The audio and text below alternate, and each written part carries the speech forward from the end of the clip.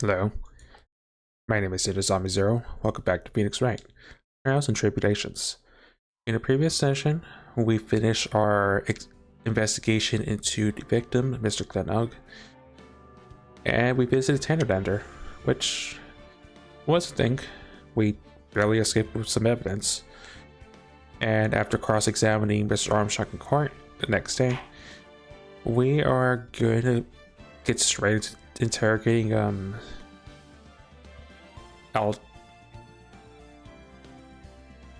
Tigre, I believe, the or Zeno, so to speak.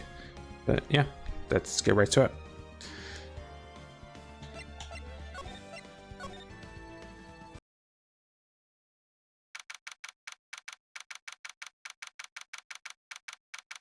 January 8th, 1:21 p.m. District Court, Defendant Lobby Number 1.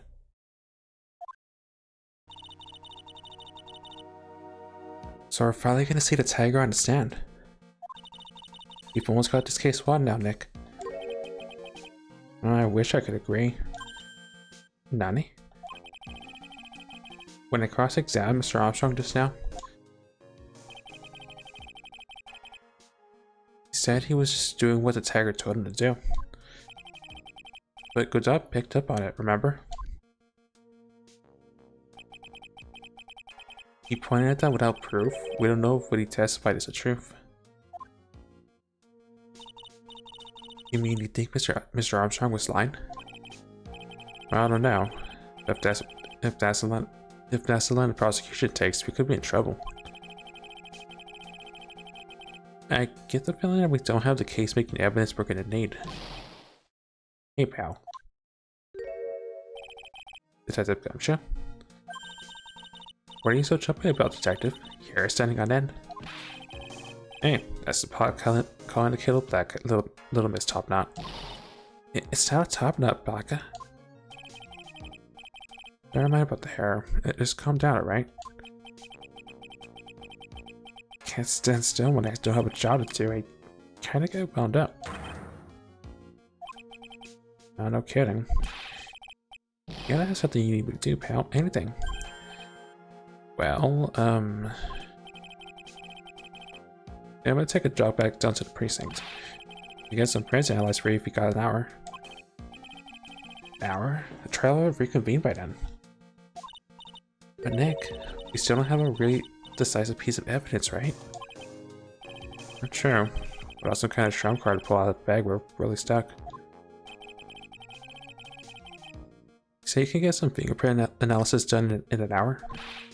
You bet.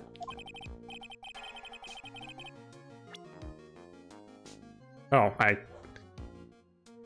didn't think I'd be able to strip the evidence from. Prints of this. I had something that didn't have print. There was something that didn't have. Yeah, that thing. That had unidentified prints. Take this. Take that. Well, if you're going back to the station anyway, can you find out whose prints are on this? Oh hey, that's the small ball I gave back to you this morning, right? Yeah, I think it's time we solve the last mystery of who the prints on it belong to. Sure thing, pal. Actually, that's been gnawing at me too. Okay, I'll get this off to the lab right away. Just make sure you don't lose the case before I get back. Well, this is pretty much the final showdown, I guess. It's time to separate the phonies from the real guys.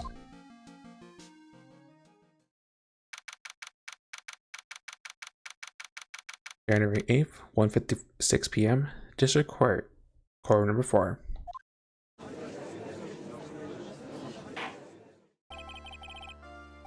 Golden now we reconvene. Mr. Godot, did you find this video tigre? I even tamed it for you. Recap job, no problem. Tamed him? The guy's name would be Frio Tigre, but come on. As an airplane flies over really loud. Apologies. pretty lively. Be careful, he still bites. Get it out. Please show Mr. Cheekley to the stand.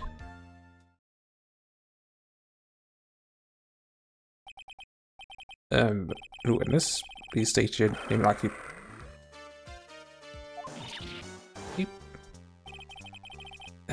Don't hide under the table, Maya. Unless it's for me down there too. Would you mind? What's he say to me? Nothing. It didn't say nothing, honest. Man, who could have guessed I fear would have do so bad broken accent in the judge?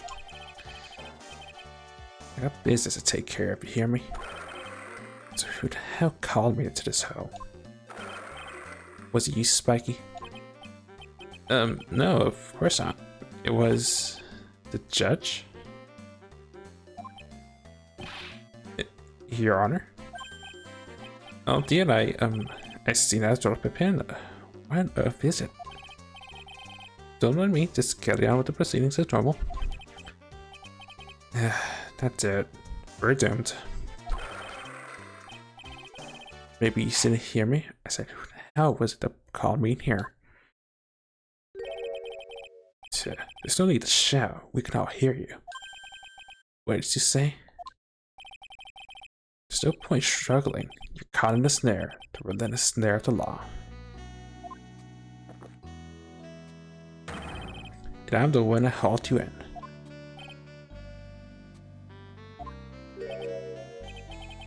It's too cool. Don't let it get the better of you, Nick. Let's start with the basics. You know about the incident question, correct? Incident? I don't know nothing about no stinking incident, Master Boy. You mean you didn't attend the previous trial, Make It Bird? Make It who? I got more important things to do than watch courtroom dramas. Of course. Well, perhaps you can give us your testimony then. You know, I was thinking maybe he would not be under his desk, but he is pretty much like the Yakuza well, not really like Kiryu, like intense, but I just didn't think Uji would be hiding. That's all I'm gonna say. Please tell us about what you did at the other murder. Phoenix Wright. You still want to set this up, didn't you? He's gonna regret the day you ruffled the tiger's fur. Hear what I'm saying? Cool. Maybe I should have brought a diaper with me today. Get a grip, Nick. The tiger's alibi. I don't know nothing about no murder. I was tired of the business in December last year. Spent all my time in my office. Got whales lined up to borrow cash from tender lender every single day. You just want to check my alibi? Just ask Violetta. I last night found my pin. How convenient. Fade around then, Mr. Knight. Your cross-examine, please. What is it? Please, witness, if you could have been shouting out like that. I know the kind of games that guy in the blue plays. That lowlife ain't no lawyer. He just punches away stupid details and he wins. Lowlife? Me? Listen up, Smarty. Every time you ask me something that don't relate to this case, I'm gonna bill you 50 grand, and you're gonna borrow the cash from me. That's one loan contract I refuse to sign. Oh, great, my stream title now has a contradiction. Well, I don't think it ain't gonna hurt when you tangle with the tiger.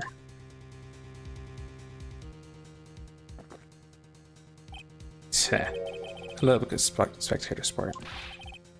Just a minute. That's really not. Just witnesses. How can I put it? A hungry tiger roaming the urban jungle. Get on this band sign and he'll bite everyone's heads off. Yours too. Very now, I have no choice but to impose a penalty system here.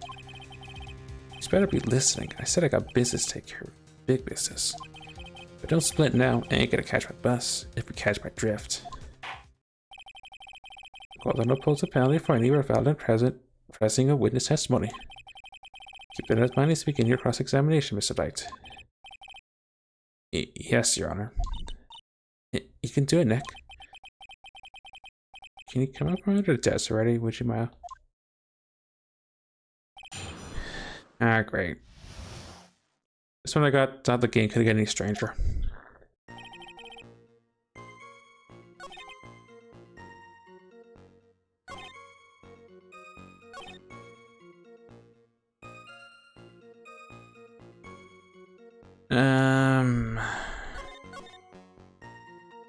I'm probably gonna be at least one penalty on the chin, but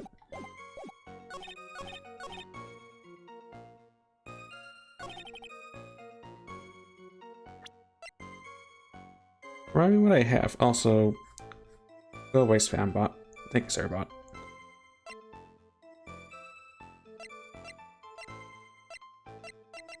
What do I have related to Tiger that we found the other day? Badge.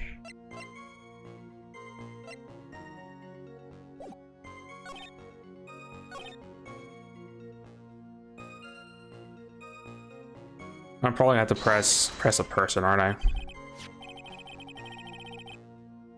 By Vendetta, you're talking about the Cadeverini's families?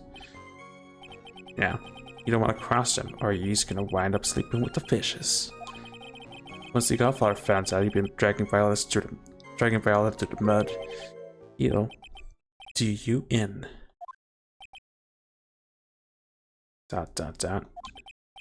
Sorry, I couldn't quite put it all together towards the end there.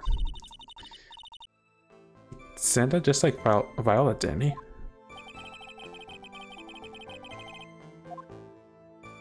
I get the feeling this might not be the right time to probe him about her. I'll leave it then. Strangers will press things without knowing where they might end up. They're just focused on gathering information at the moment.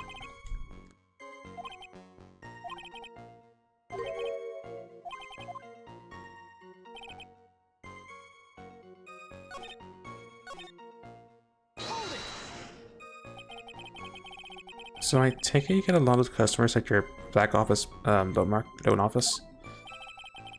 Still for the little guys these days, small businesses are feeling a pinch. Bosses a company like that want to get into it with me? I'm their best friend. I see. That's better. I'm not a witness. Yeah, well, Tender's motto is winter compromise, you know. Winter compromise? Well, what is that supposed to mean? Compromise the customer to win. That's what it means. He's got it. Our best friends like you, who needs enemies? Here, let me spell it out for you all. You don't pay me back within 3 days, Spaggy. I take what's due and your stupid hair. He's following what I'm saying? But I'm not one of your customers.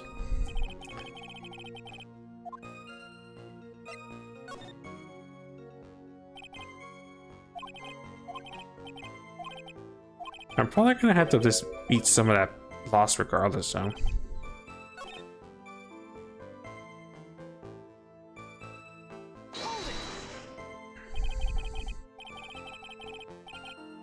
Are you sure about that? We're talking about 1 month ago, you know.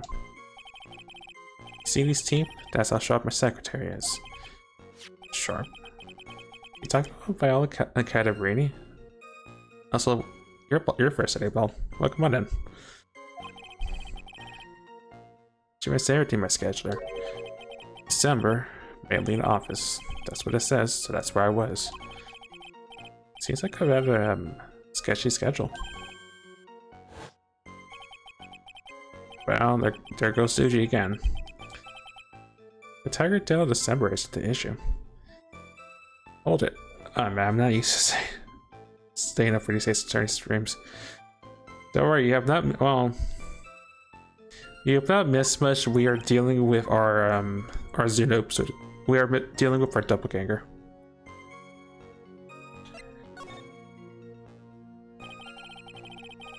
Also, thanks. I saw most of mine, but I had to watch the thorns on the bot, and I'm at least glad that we got something funny out of it with being on the other end of a count out. It feels on brand somehow.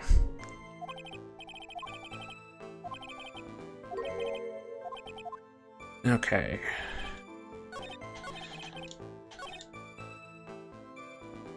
I'm gonna be eating a point loss regardless, but I'd rather just press the last bit because that seems the most important.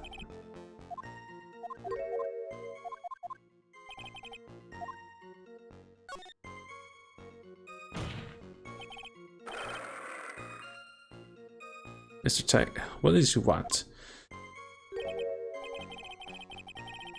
If you would, am I going to a bit more detail? Dead end tray, you know it.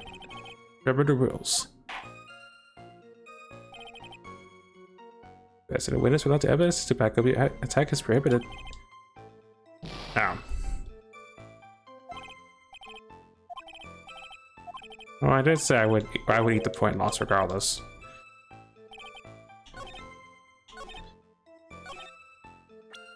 How about I yeet Violet at you instead? No. Okay, it's gonna be one of those things.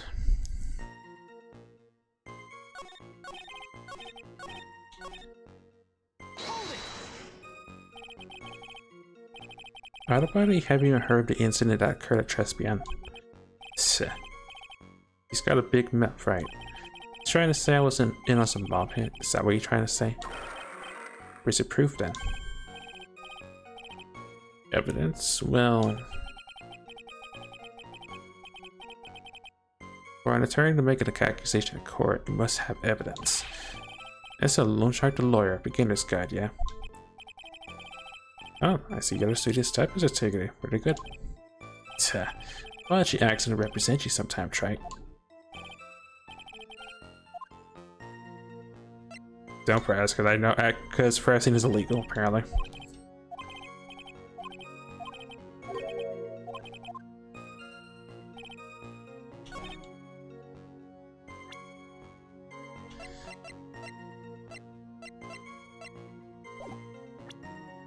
So am I allowed to press the second part then? I think.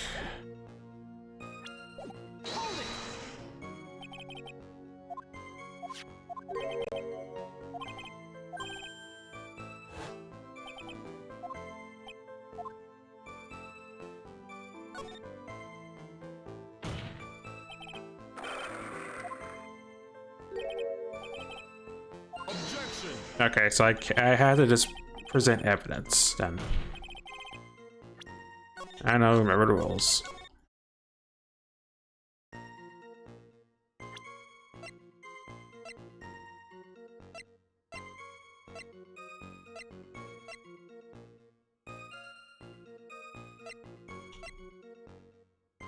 Oh yeah, duh.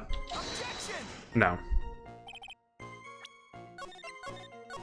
Oh, I wish I could press, but pressing is illegal because convenience is always banned.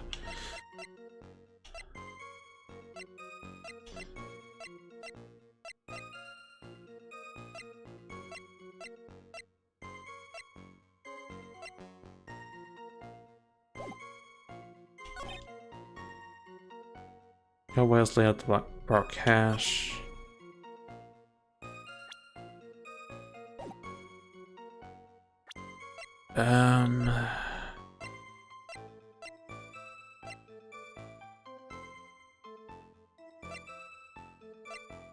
What if, before I try to think about that, what about if I present your badge? No.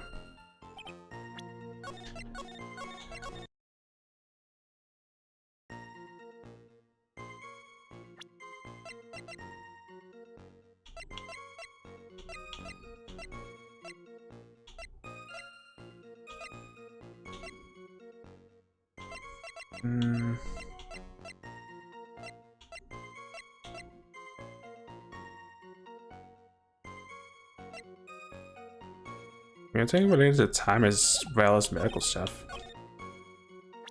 So what about I present that? No.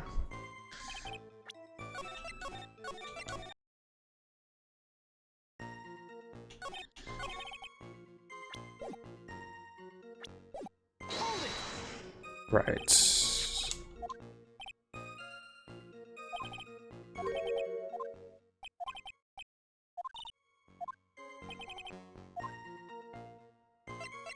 Leave that.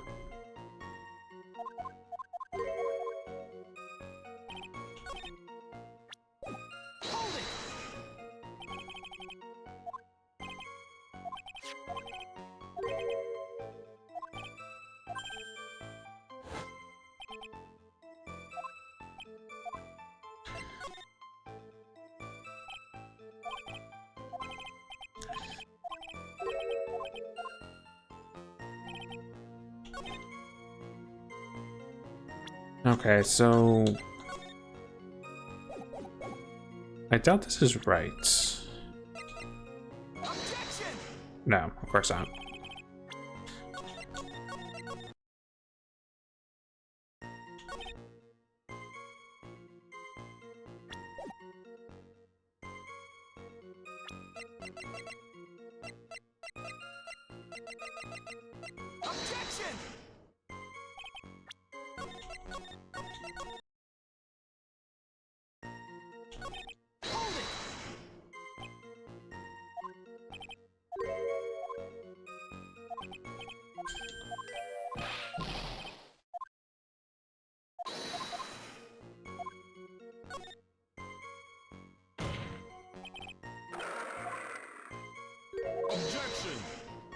No, then I get paralyzed because convenience is banned.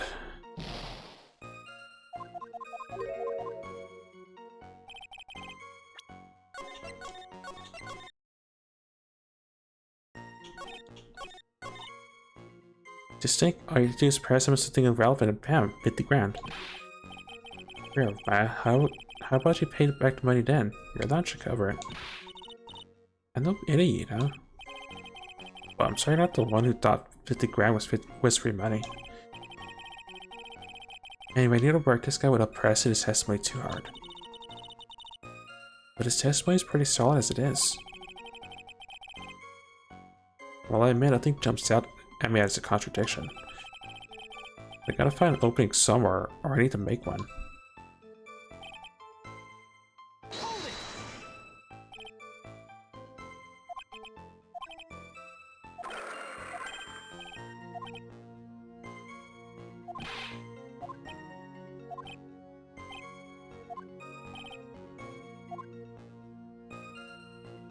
I guess I can't do this, right?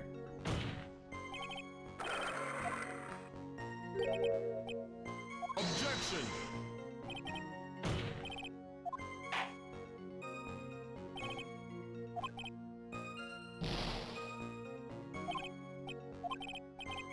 Fine, I'll at least eat that bit, unless I have to re-go back in time again.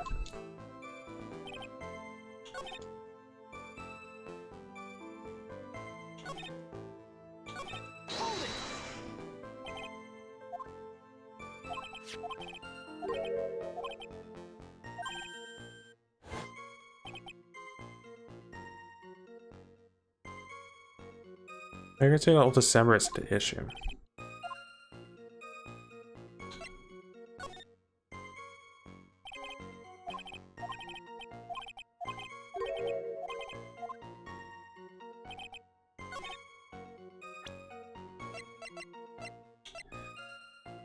Right, I already tried presenting the calendar. The calendar is like, nope, that's not the answer.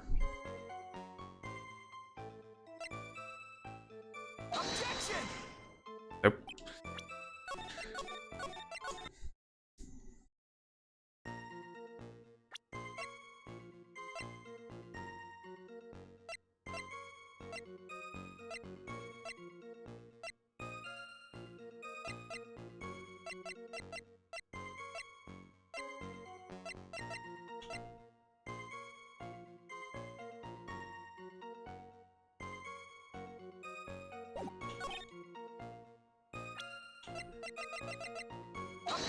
Maybe? No.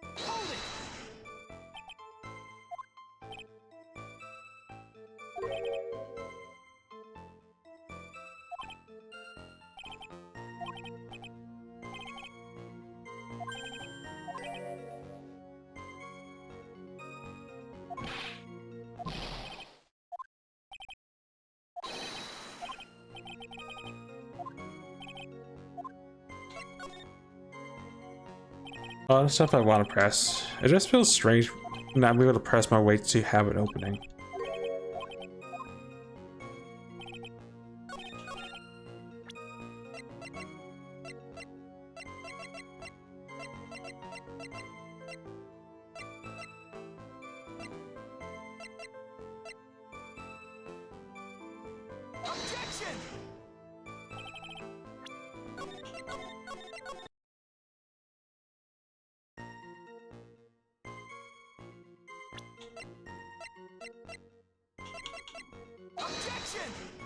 No.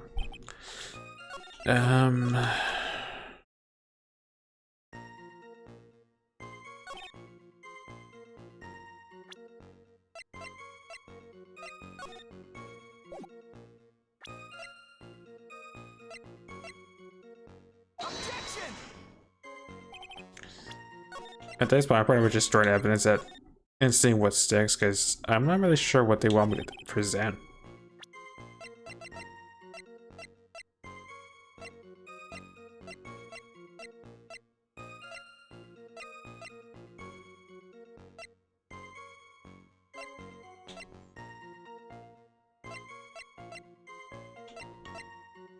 Because the only thing that feels relevant is the calendar.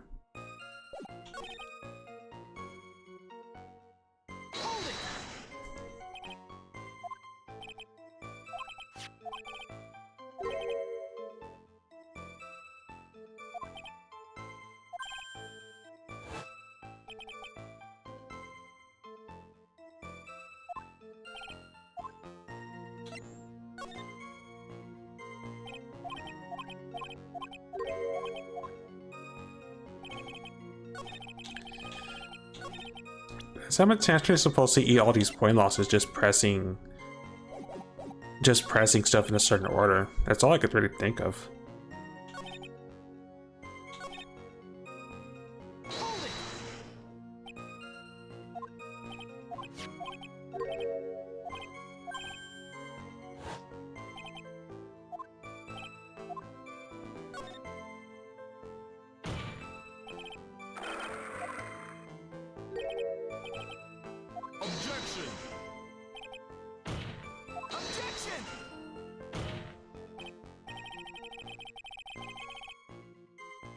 Okay, so that was actually a thing.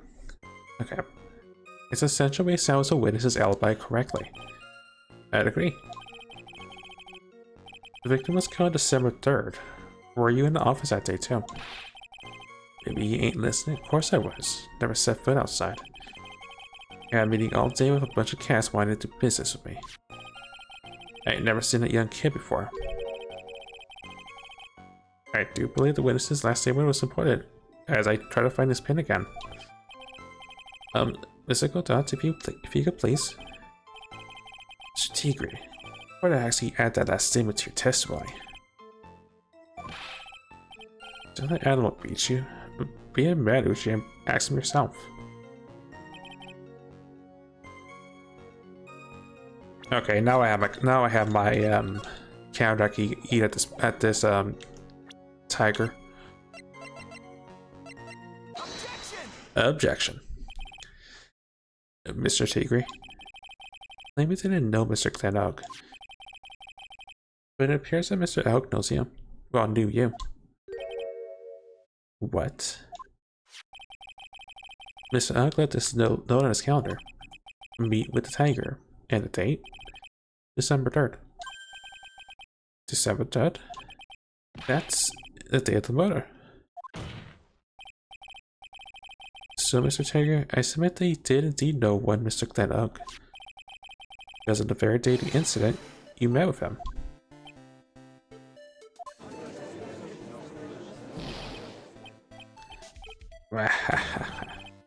Not bad. He's actually not bad. Sorry. I was just messing with these to see how good you were. Did you hear that, Nick? He said you're not bad. Well, that's one call I could do without. Plus, he's lying through his teeth. Witness, please remember that you're under oath. Lies will not be tolerated. Is calling me a liar? Is that what you're doing? Right. So he's saying that you claim to have never seen that kid before is the truth? Said I'm dead serious. He's better believe that's the truth. Tch. Did I say that gives me time to enjoy another cup of pure black magic? That is, while you testify for the court again, Mr. Tigre. Well, yes. Would you mind indulging the court witness? You never actually met the victim? That's gotta be a lie right there. It's time I nailed this guy. The victim, Glen Oak. I ain't a liar. I never met Glen Oak. There was some lame guy with that name though, wanted to borrow cash from me. I set up a meeting with the guy at my office, 10 the lander. I waited around for him, but he ain't never showed. I ain't never ever been to that Trespian joint. I smell a contradiction that I have.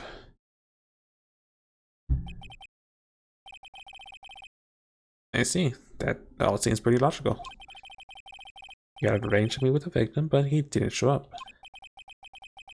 I've heard it's pretty hard to keep appointments when you're dead. Spit it out. You may begin cross-examination, Mr. Wright. Yes, Your Honor. Didn't I tell you I got a big deal going on today? I ain't gonna make my bus now. I gotta have to take the express train. The bill's going straight to you. Right.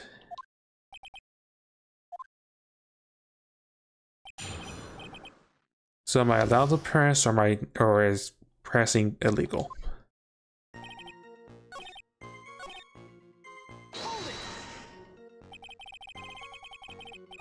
So your meeting wasn't supposed to be at Trespian then. But when am I going to go to the dump like that?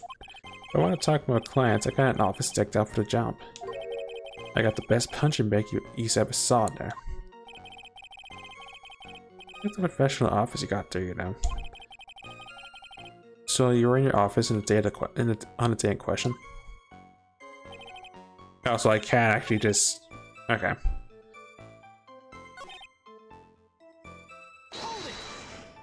I don't feel like I know what I need to present, but I just want to see the other context. And your name was around the victim's calendar.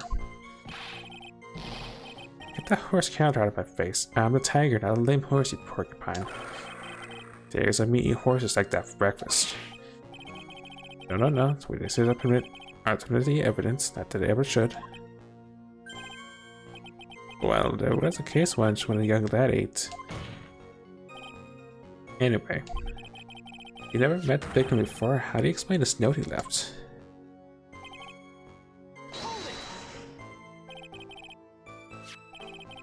Very strange. According to the manager of the firm where the victim worked, December 3rd was the day he had to repay his loan. He wasn't to discuss borrowing money, but repaying what he owed. Yeah, maybe he's right. Whatever it was going down at the beginning of December. So he did meet Mr. Oak then? Right, he's probably gonna cool down your chest a sec. Okay, I think I just know what I need to do then, because I see this. Objection! And I object. Mr. Tigger, is there something you can tell the court about these matches? Matches? What's he talking about? Well, we found them in your office at Tender Lander. They're from that restaurant. No? I mean, Nani? If you've really never been to Trespian before, what's the book of the restaurant's matches on your desk?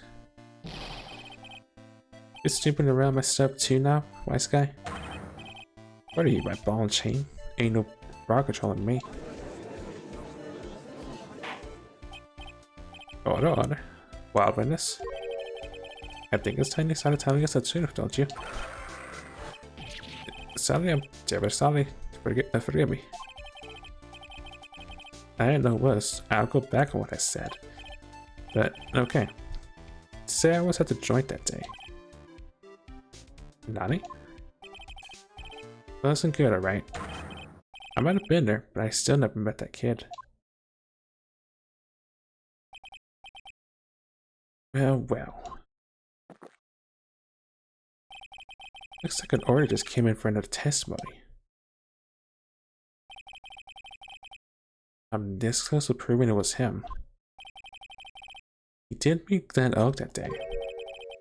And he did put poison in his coffee. He must have. At Tres Bien.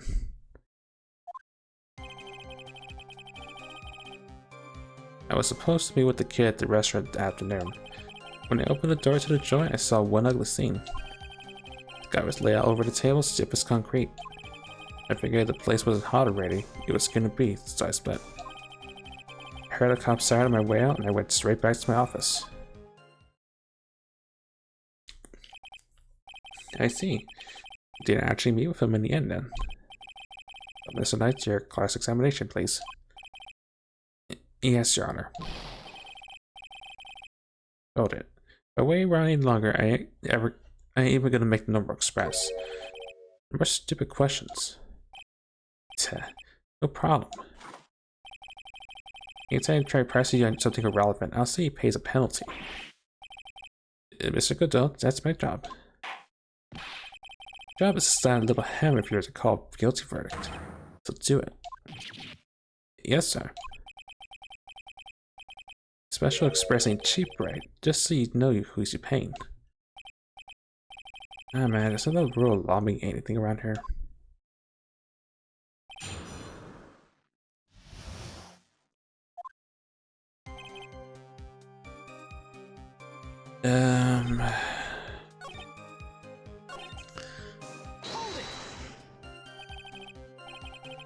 An ugly scene? What do you mean? This is already told us straight, which makes that question irrelevant. But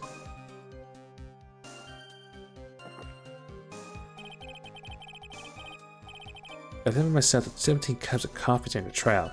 That's the rule. Very limited number of times you take a penalty, right?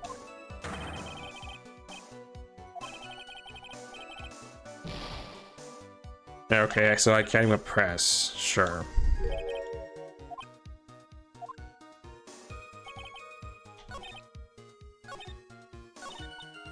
Well, Nick, what do you think? He's running out of ways to avoid the truth. I have to press him fast before he has time to think things through. Gotta come right back at him with contradiction. Yeah, that last part I wish I know, but I'll wait to point out in the chat. I'll even save over it before I do more pressing.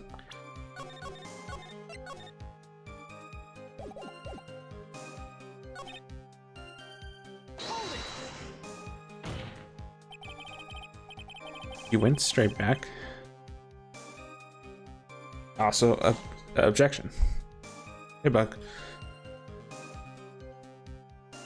Did about guilt suddenly hit you for what you did? I'm trying to say.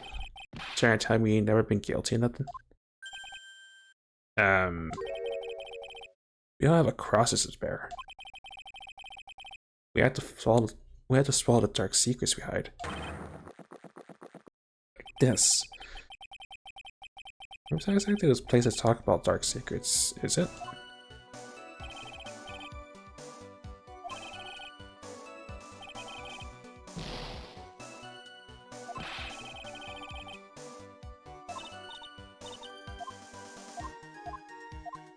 And it's like the whole I get paralyzed if I press the wrong thing, and it makes me want to save load, but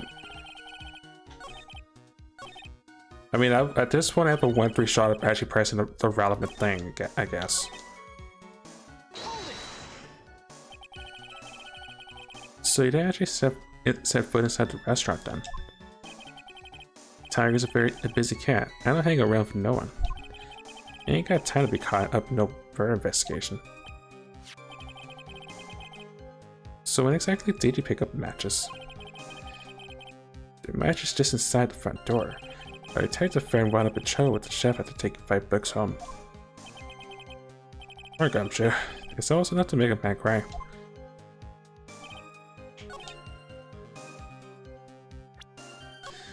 So that's relevant, I think.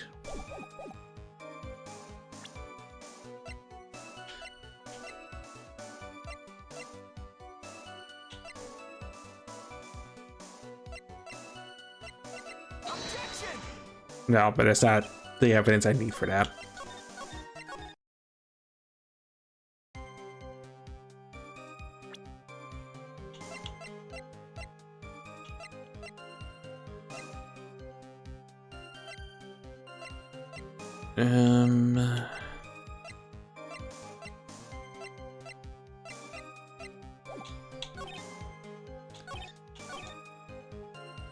I don't think I pressed this part today. You mean you saw Gladdock's dead body? Guess I did, but I only saw him from behind. He was wearing some raggedy bit of cloth we called a hat. What time was this? I don't know. The Nani? You know what reminds me of more than anything else in the world? Watches. Round watches. Also, John Cena because Rebel's here. I ain't gonna pollute my paws with some taking a handbagger. Out of interest, Mr. Tigger, what reminds you of the second most? What do you think? Square watches. Is this guy for real? Look, all I need to know is that something bad was going down in that place.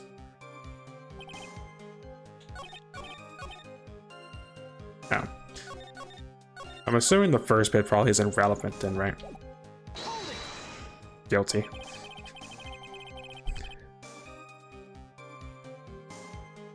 So the meeting wasn't due to take place at 10 Leonard at all then. Guess I can confess about coming to the office. I always that way when I want to talk about repayments.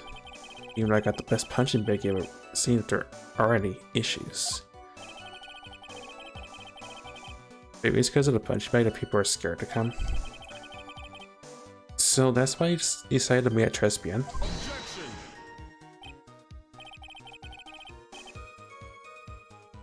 I'm gonna get paralyzed, aren't I?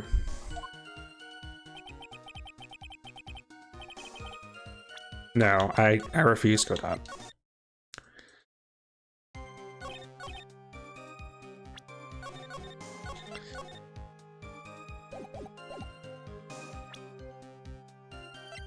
Because getting paralyzed for pressing the first part, yeah, I get it. The second, this part, no.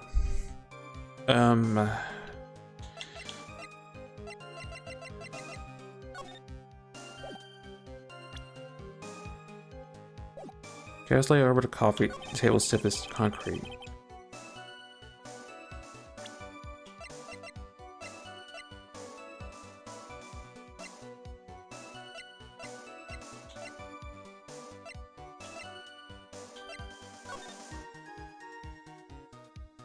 Actually, wait, no, I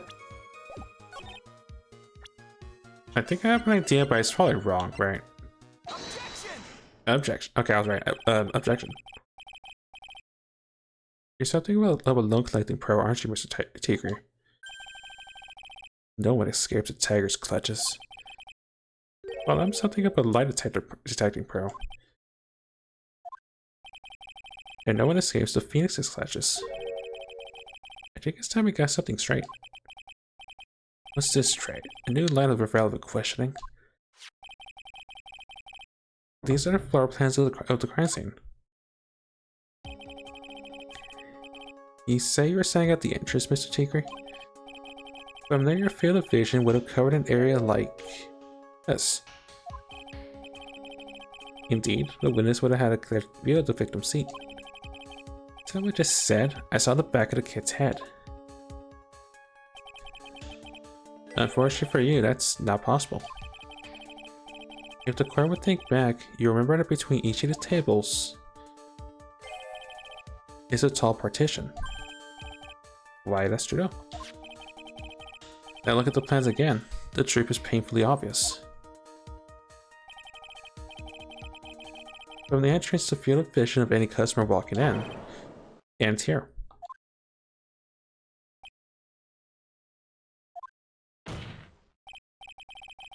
So from the entrance to Tribulations, you couldn't have seen the victim's seat. But you did see the victim that day because you met with him. Wrong. Have you forgotten what the old man said to me yesterday? Victim was alone at his table.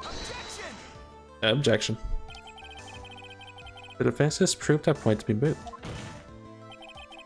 The victim witnessed by Mr. Kudo was not Glenn Ugg, but a fake. Nani? In order to have Mr. Kudo falsely testify, the real killer posed as a victim he had just killed and acted out a charade. That ought to do. This trial has gone on long enough without the obvious question being answered. What exactly was this real killer who impersonated the victim? ... exclamation point. He said he killed and murdered out Glenn Ugg. He then impersonated his victim in a performance with Victor Kudo.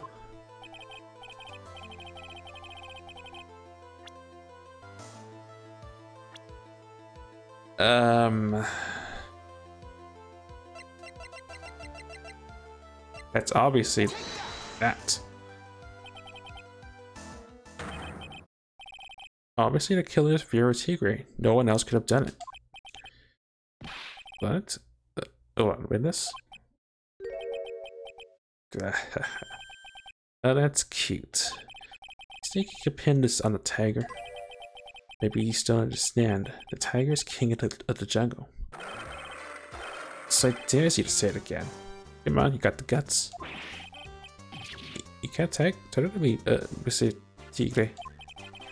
It's a defense. Go ahead and tell the witness this, right?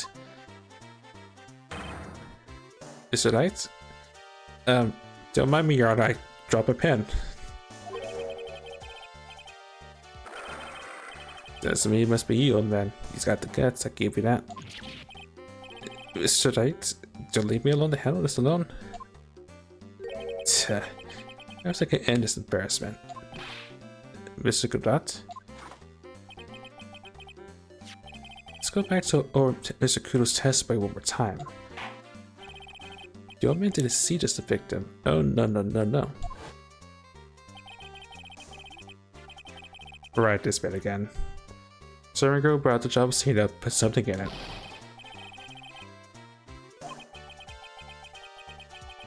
Was the victim he saw the real victim or not? Or not, that doesn't matter. The fact remains, he saw the accused put the poison into the coffee. Yes, it was the witness too. Objection? Very impressive, Mr. Kudat. Also, I found a pen. Waiting for my absence to launch your attack. Teh.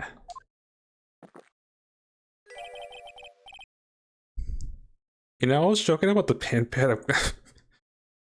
I was joking on the pen bit because I was just improvising from Uchi, but yes, I did in fact find my pen, Godot. Thanks. It just was in my pocket. Somehow. But anyway. Mr. Kudo witnessed two people that day. He saw the victim, the supposed Mr. Glennock, and the waitress from behind. Yes, you have a point, Mr. Knight. I think the conclusion is obvious. If this Glennock was really the killer in disguise, then surely it's possible the waitress was also a part of the show. What? You mean the waitress was an imposter as well? The defendant, Mr. Bird, fell unconscious immediately after the incident. And someone used her fainting to hatch an elaborate plan to pin the murder on her. Well, who on earth was it?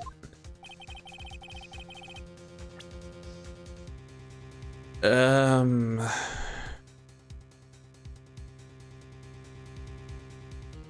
mean, at this point it's a 50-50, but I'm willing to assume it probably was Viola.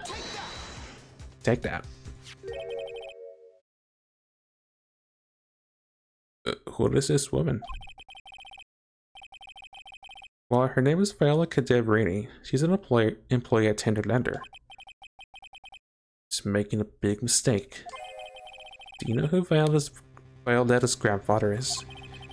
You better be going home in an armored truck tonight if you know what I mean. Stop shaking, Nick. Where was I? Right, the defendant, Mr. Bird, essayed the following. Well, when I took the coffee over to the victim's table, it's true there was another customer in the restaurant.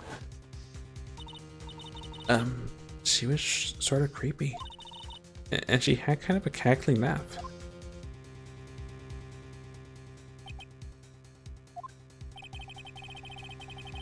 There's just too many contradictions in this case. The second man at the victim's table, who nobody but Mr. Burrs seems to have seen. The earpiece worn by the victim in his left ear when that eardrum was ruptured. And the radio show he was supposedly listened to half an hour after it was over. There's only one logical explanation that clears up all these contradictions. The whole incident took place twice, once for real and once for show. And Mr. Curio Tigre, the only person who could have committed the crime, is you.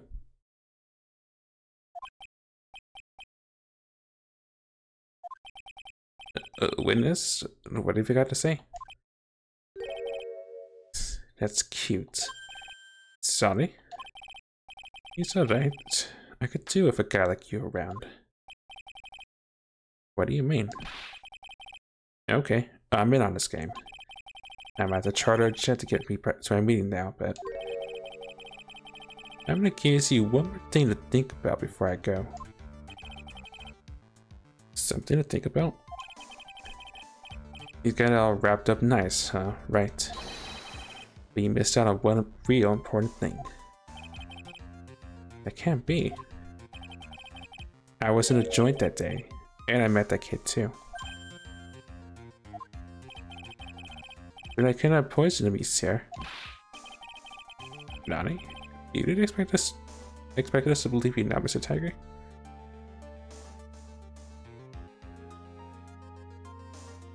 Enjoy your sleep, Monk, and I'm glad to at least be one of the two guests left for tonight. Unless there's a mystery third one I'm unaware of, but enjoy your sleep, Monk. Ah.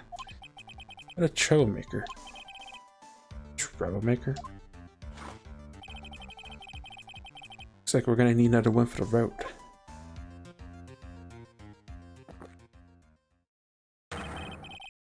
One more steaming cup of hot testimony. Indeed. Witness, you'll explain yourself to the court? Yeah, Hazard. Well, come on in. I would give you one more chance to testify. What happened at the HSBN between yourself and the victim? Ties to the victim. Yeah, I loaned Dan L cash, about 100 grand. And they were due to have a little chat to get a hit his payback date, see? So anyway, he tells me he's got no way to pay up. I'm about to flatten the guy when he starts screaming.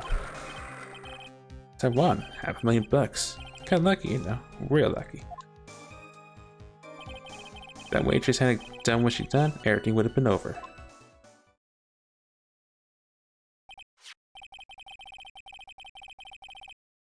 Now, to see the principal amount you loaned Mr. Elk was 50 grand.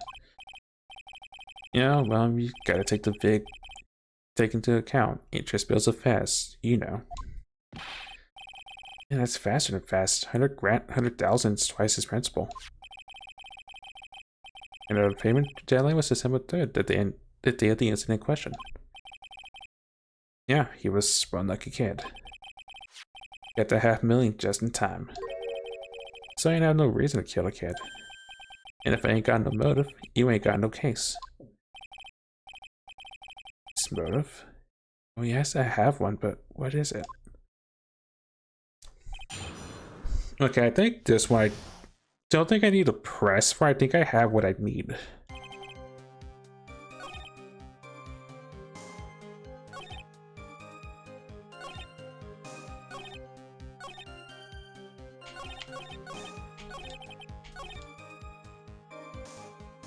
I swear, if I get penalized for pressing one thing, I'm gonna be sad. But I have to know the context. Did he have any way of paying the loan back? The fool was a gambler. Sandy couldn't give it up until he landed a big win. So I agreed to help him. Help him? You? Kept hitting with ideas for ways he could get a big win. The guy kept losing. So you're helping him for his sake or yours? Went through compromise. He's helped me, I helps you. What's the difference, huh? I don't believe this. Nick, would anyone really loan money to someone he thought was unreliable? Like, for example, if I were you, I'd only loan you $5 max. Well, thanks a lot, Maya.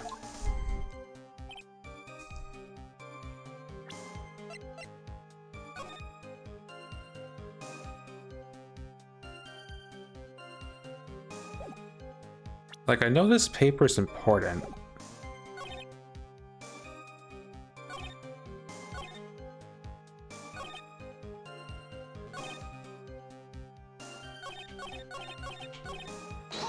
I'm gonna set a press device to see if I get paralyzed for pressing or not.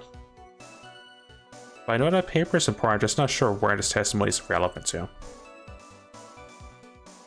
So much for expecting him to pay you back on that day. What do you think? The whole package, 100 grand, including interest. Throw a heavyweight punch. Once a client misses their payment, you call the whole loan in. You want to make it in my world? That's all you gotta know. How many times have Mr. Elk been late with his words, with his payments? Once. And how much was he supposed to pay back every month? $50. Sounds like Mr. Elk. Sounds like Mr. Elk was in a real sticky spot. And at $50 a month, he never paid a huge loan off.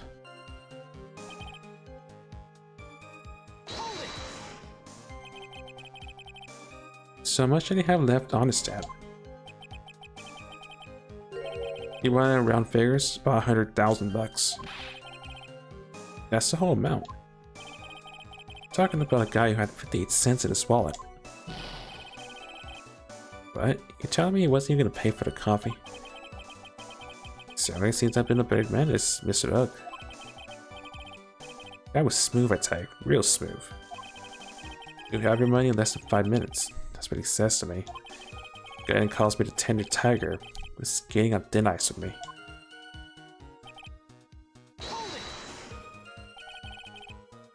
Was that because he won the lottery? Was his last chance at a big win? And you can affirm that this is taking a question? That's it. The Millionaire radio show starts at 1:30 p.m. and runs for 10 minutes. Fixed at the time you two met with some accuracy. The whole scene was acted out again 30 minutes later. Also, Mr. Kuda would have saw it. I can still see the kid's face now. Ain't never gonna forget it.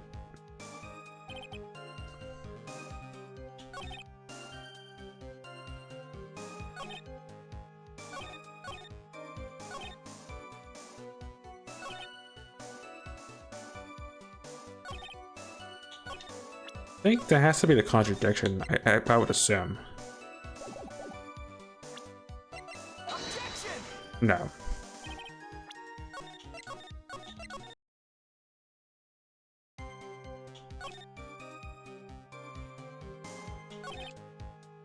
Okay, I'll read what the rest of this is and try to figure it out, I guess. Was there anyone else in the restaurant at the time? I don't remember. And if there was someone there, I'd wear that ridiculous tiger shirt for a month. Mr. Armstrong making, if I'm right, Viola and Devrini were all there at the time. So the victim had intended to repay you from his winnings, his lottery winnings in the beginning? Seems that way to me. But he wouldn't normally expect to win the lottery, would you? Teh. And I believe that your next role will end the worst losing streak you've ever had. That would define the true gambler. Makes it sound so cool. To be tempted, Nick, you haven't got the willpower for it. All I know is the kid took a shot and he got lucky in the end.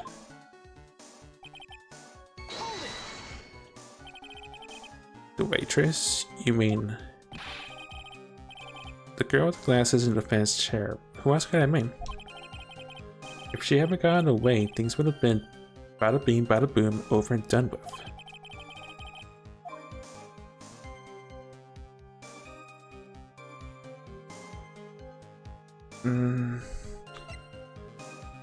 No. Maybe this. What do you mean things would have been over and done with?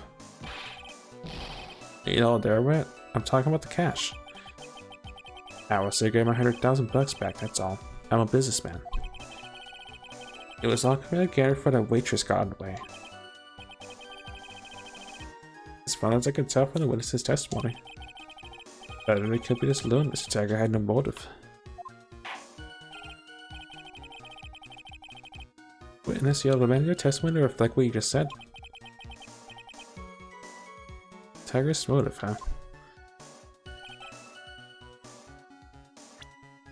Okay, I think there's my objection. Objection. So you just intended to get back the $100,000, Mr. El Goji, correct? I loaned the guy the cash, so that's my right. Unfortunately for Mr. Elk, I don't believe the 100,000 is what you were really after. Objection. What are you getting at, Tripe? What else can a moneylender be after other than money? Oh, the moneylender was after money, but money in a totally different league. The kind of money that a single disc like this would fetch. What is that? A computer virus, Your Honor. A virus called MC Bomber. A computer virus? What do those do? Computer virus is a program that wreaks havoc on the insides of a computer. And what does one of these computers do? Well, I guess the beard isn't the only part of his honor that's from the Stone Age. I'll explain it to you later, Your Honor, but right now this is an important point. A virus like MC Bomb would be worth several $1 million in the black market. Several $1 million? Lending money with no hope of ever seeing repayment would normally be bad for business. But in this case, the very fact that Glenwick had no way to repay back the money is crucial. And Nani? Glenwick was a programmer, a highly skilled programmer at that. And that skill was a collateral Mr. Oak put up in order to borrow the money. Objection. Trying to suggest that witness's motive was to get hold of that program? Exactly.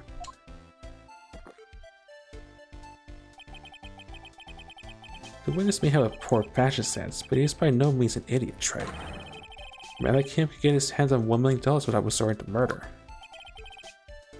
Of course he could, provided that he had time. But what if he needed the money right then? When the pressure is on, the luxury of choice tends to disappear. It seems you have a logical conclusion for this statement, Mr. Light. Would you care to share with us?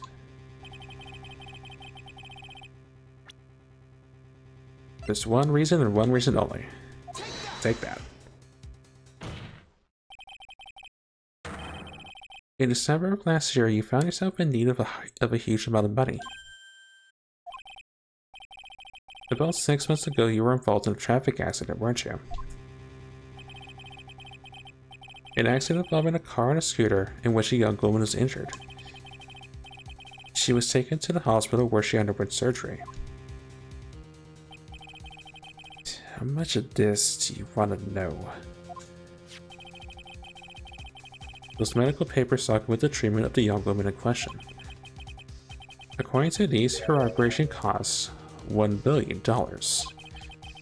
And yet, when the payment was due last month, he somehow managed to pay it in full. $1 billion? A preposterous sum. How much should those HMOs? No one would pay a bill like that. The Medical Association got wind of it. The hospital would end up as dead as a morgue. But Mr. Tiger had no choice but to pay, because his very life depended on it.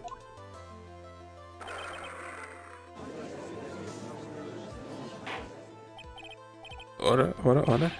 You say his life depended on it, Mr. Knight? Indeed it did, simply because the injured woman was none other than Viola Cadaverini.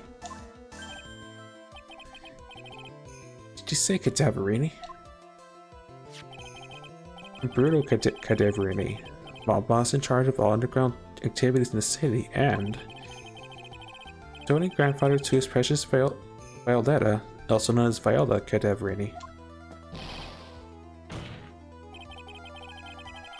Your life was in danger unless he paid compensation to the boss, correct? It makes sense. You were desperate to acquire $1 million Brutal Cadaverini demanded of you. So desperate, in fact, that you decided to sacrifice Glenno's life to pay your debt.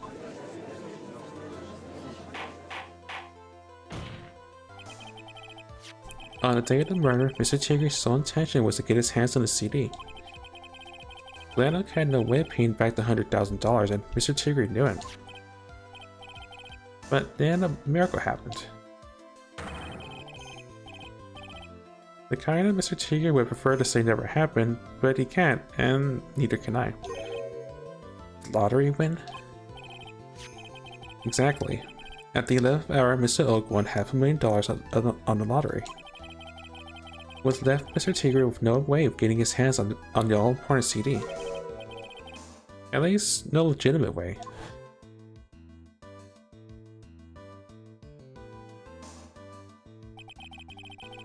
So he resorted to illegitimate means and questionable sparkles of the suicide kind. Well, not really suicide kind, of the deadly kind. It's crazy. He murdered Glenn Ugg and then made his next move to frame Maggie Burr for the crime. Mr. Tigre posed as Glenn Ugg, while Viola Cadaverini played the role of Miss Bird. And then they reenacted the whole thing in order to establish a witness. The witness being the one we all heard testify yesterday, Mr. Victor Kudo. Like I said, Shrike, that's crazy. No one could pull off a stunt like that. For starters, there's no way the chef could have been kept in the dark about it. Objection. But Mr. Armstrong was in on it from the very beginning. And you forgot already, Mr. Godot? Mr. Armstrong owed the witness money too. $500,000 in fact. He had no choice but to go along with Mr. Tigre's plan.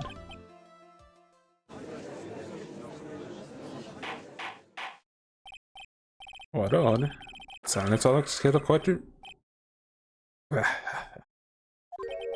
He's put on a good show, Spiky. Do you want to stay alive in the loan shark business? Gotta be careful. Also, yes, mission failed. We'll object on his contradiction next time? Question mark. See, I dressed up like the kid, create a witness, and frame someone. If I did something crazy like that, I'd have a trail as bright as my shirt. Couldn't do second. Best I could do, boss. Hey, legend. You are now your namesake because you're third place behind Rebel and Bald.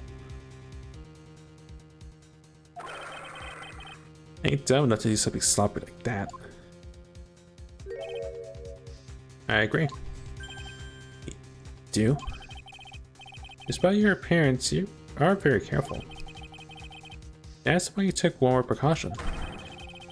One more trick to make sure Miss Bird had no way out. Donnie, another one, Mr. Knight. Interesting. Why'd you fill us all in, Trite?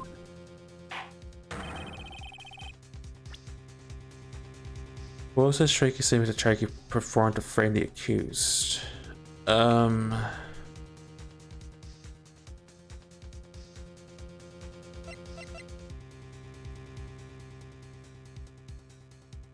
This is me wishing I saved before I pushed the A button. Well, I'd assume the clipping of him impersonating us. No, just go, oh my god. Take that.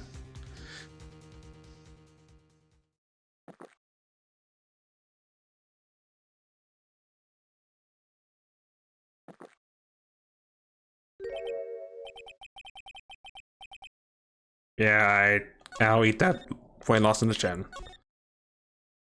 I was thinking maybe that, but I'm probably taking a step ahead again, as per usual. It's just a little intro. An intro to what? It has all been a elaborate trick on the part of the defense. Ouch.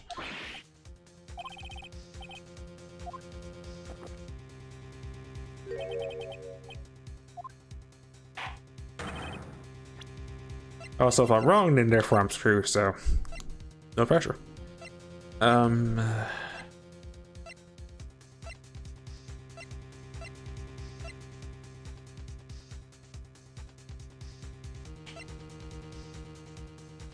The apron? I messed up, didn't I? Yeah, I messed up. Well, at least I can just get out of this without having to see the whole guilty part.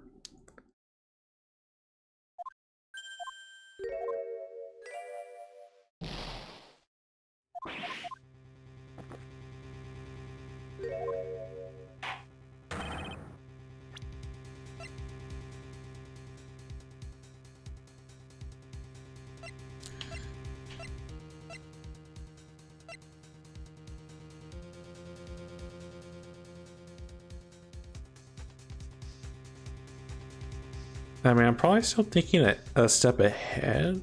I think I still am, but I don't think it's this, but maybe. Okay, what's that? I was thinking a step ahead in the other timeline. Also, take that. What on earth is that? What an insult to think anyone could be fooled by such a childish imitation. Well, consider yourself insulted, Your Honor. Mr. Tager, he didn't just pose as the victim on the day in question. A month ago in this very court, you posed as me. And Nani, that's the truth. The witness looks nothing like you, Mr. Wright.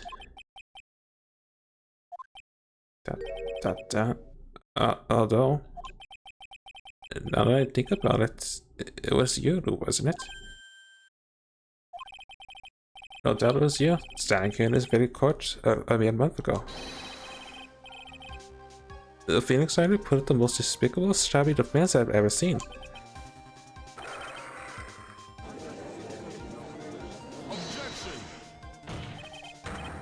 Can you prove that, Gramps? Prove the attorney who represented the accused here a month ago was this man? Are you prepared to take the stand and testify else? By the gods. Nope.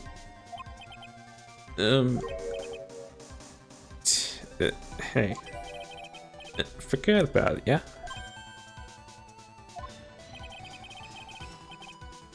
I wouldn't do something like that. Not me. You made a mistake, right? It was someone else, huh? Objection. Have you no pride, sir? Objection. This isn't a matter of pride. In case you didn't know, here in court, we deal with people's lives. Mr. Godon is right. Your Honor? Speaking for myself, I am absolutely convinced. The eternity question was the witness standing before me now. However, I preside over this court as a judge, with the vested power to hand down a verdict. So my position cannot be swayed by memory without evidence to support it. Okay, I'm gonna say because I'm pretty sure if I mess up again, I'm screwed right by proxy.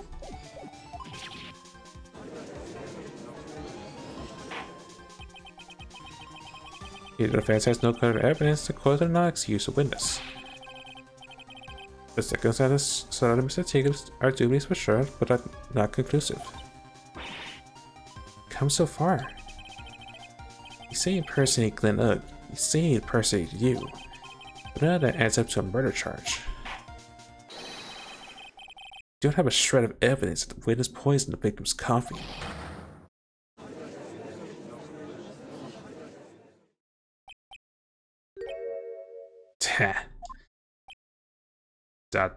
Exclamation point. Sucks to be you, right? Don't mess with the tiger or you're gonna get mauled. He's got that. Well, all we managed to do here was chase him around a bit. So close to getting him to admit his own guilt. Looks like it won't be needing a refill. Just had one more piece of evidence. One more piece of evidence, and maybe I can get Maggie off the hook. This cross-examination is over. You're free to go, Mr. Tigre.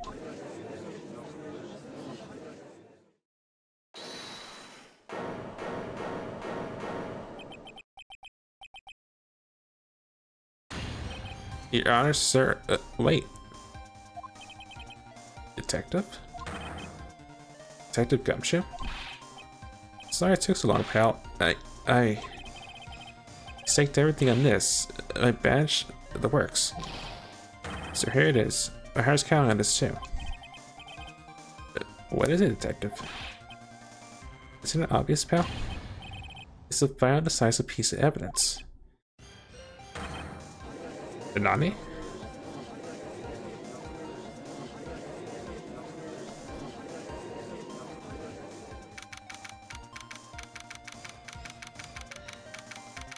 Also, the fact that music going on is make me... is a thing.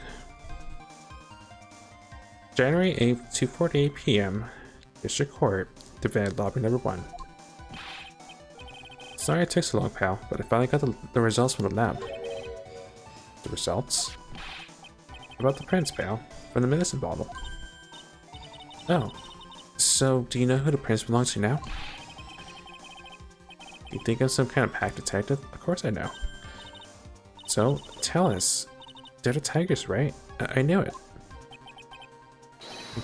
You bet. Clear as crystal, all over the bottle. Your favorite tiger's paw prints are right. It's great. We got him now, Nick. ... What's wrong with you? You've hardly said a word since Gumshoe got here. He's laid everything on the line for this, Nick. I know. Look, I'm sorry. It's kind of hard to say, but... it really doesn't make any difference whose prints are on that bottle now. Huh? What? Why not? What we need to produce at this stage in the trial is irrefutable evidence that the tiger put poison in Glenn Ugg's coffee. He's already admitted that he met the victim. The fact that his prints are on this bottle, it really doesn't make any difference now. I knew it. Great, no matter how hard I try, I never find a use. Don't be so hard on yourself. So here's our last chance to help Maggie. I've been working on some useless piece of evidence the whole time. It's alright, I'm a real loser. It's not breaking news to you, to me, pal. Detective Gumshoe? Maggie. You've been working on something for me? Sorry I let you down, Maggie. I know you didn't do it. And I'm a detective. We're supposed to be able to prove stuff like that. I'm really sorry. I'll get out of here now. Detective Gumshoe, wait. And he's gone. Is there anything we can do now, Nick? Well, I wish there was. Gumshoe worked so hard to get that evidence. If only there was some way I could use it. Well, we know whose prints are on it.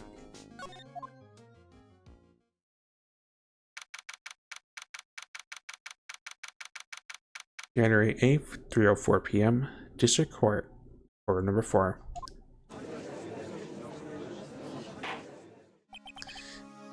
Mr. Knight? Yes, Your Honor. I got an entry at recess so you can prepare this evidence you discovered. Right.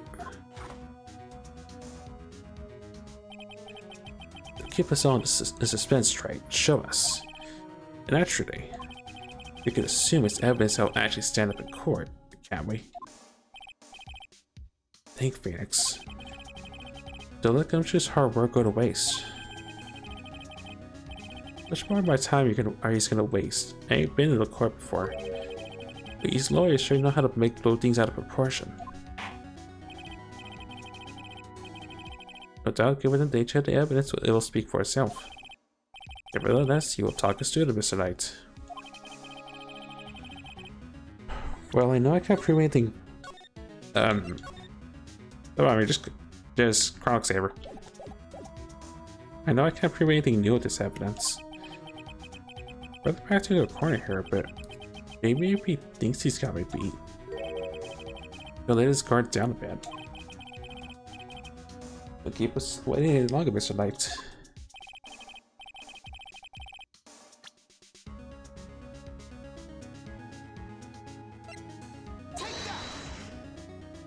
Also, take that. This is the defense's final piece of evidence. Is that the victims? Your Honor. Actually, the court is already aware of the contents of this bottle.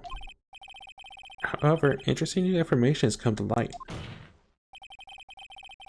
You clearly identified some fingerprints on it. Fingerprints belonging to you, Mr. Tigray. What?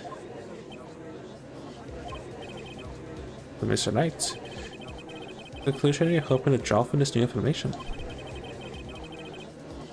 Well, everyone here knows what the bottle contains. Except one man.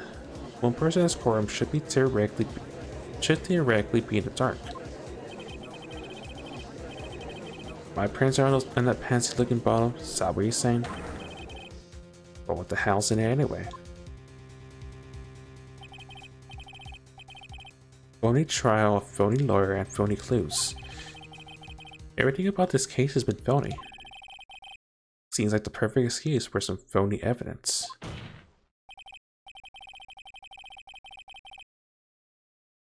Mr. Chigger, this is a decisive piece of evidence that will prove your guilt.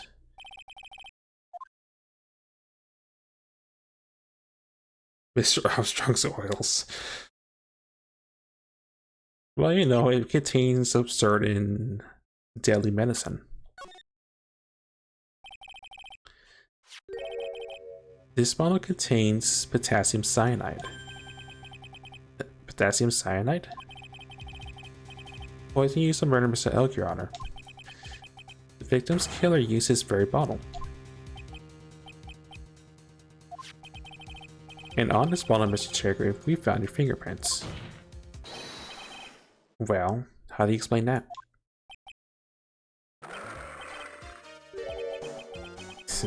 You make a good clown, you know that. Donnie? You ain't never gonna get this a stick. You're just making me laugh now. You think a cheap bluff like that's gonna fool the tiger? A bluff? I can see straight to you, Mr. Wright. Oh, Phoenix Wright. That ain't the bottle with the cyanide in it. No, this is the bottle we found traces of the poison in. Don't mess with the tiger, you're gonna get shredded to shreds. The cyanide bottle was brown, it was made of glass. A cheap piece of trash. Don't look nothing like it.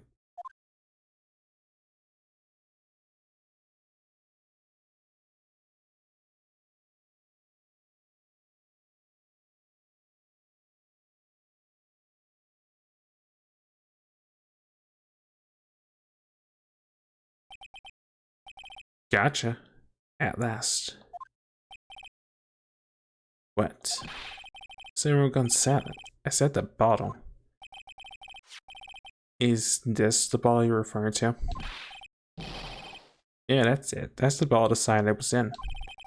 But you ain't gonna find my prints in that bottle. Look at that cozy looking suit full of people. That's the lawyer just playing games. Tell him, prosecutor. Tell that guy where to go. Still haven't figured it out. Did you realize what you just said? What I said? What did I just say? You were summoned to this court for the first time earlier today. If you really had nothing to do with the murder, you should have known all the little details. For instance, you should have known that what kind of ball the potassium cyanide was in.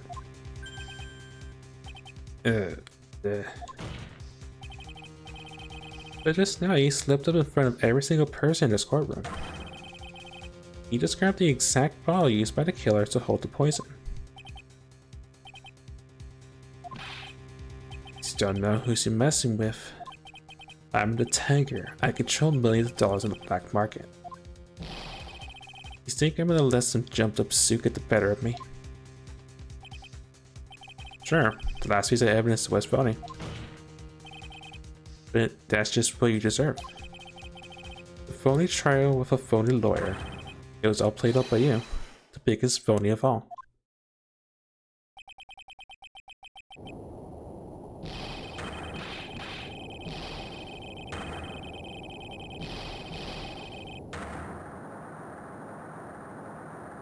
As my controller vibrates uncontrollably.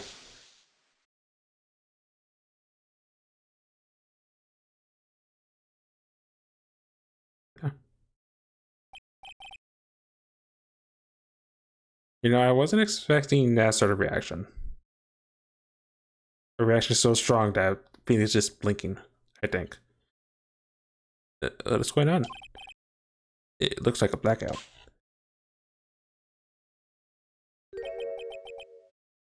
Well done. Right. So apparently that visor glows in the dark. I saved my 17th cup of coffee just for you.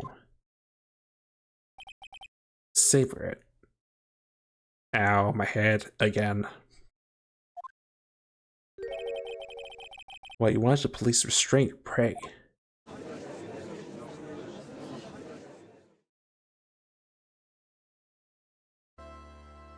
As Phoenix gets a second dose of third-degree burns from, well, first-degree burns from coffee.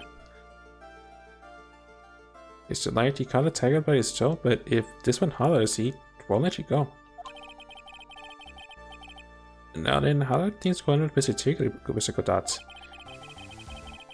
He's been arrested on the suspicion of the murder of that elk, Your Honor. Fortunately for us, we managed to rectify a really great error. This bird was found guilty in the absence of a genuine defense attorney. Oh, yeah, she was. And in the absence of genuine evidence, the tiger made one mistake. Indeed. He barely nearly got away with everything if it wasn't for that one slip of the tongue. Little Tigger is a truly frightening criminal. Ha. Truly frightening one. Is the defense attorney over there? Good on. Well, I'm now in a position to deliver my verdict. This court finds the defendant to make a bird. Not guilty. Victory confetti. That is all. This court is adjourned.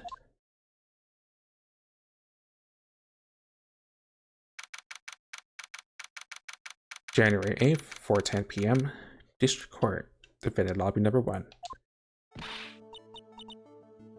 Mr. Wright, I'm at a loss of words. Thank you, sir. Oh, congratulations, Maggie. I was so mad Mr. Wright landed me in all that trouble a month ago. Now I feel like I can forgive him. That wasn't me, Maggie. That was the tiger. Don't mind me.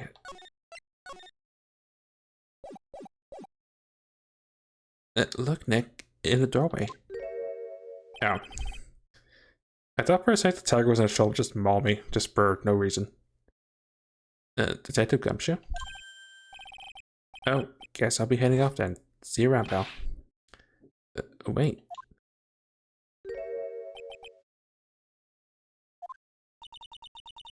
Detective Gumshoe? Yeah, congratulations, Maggie. Thanks.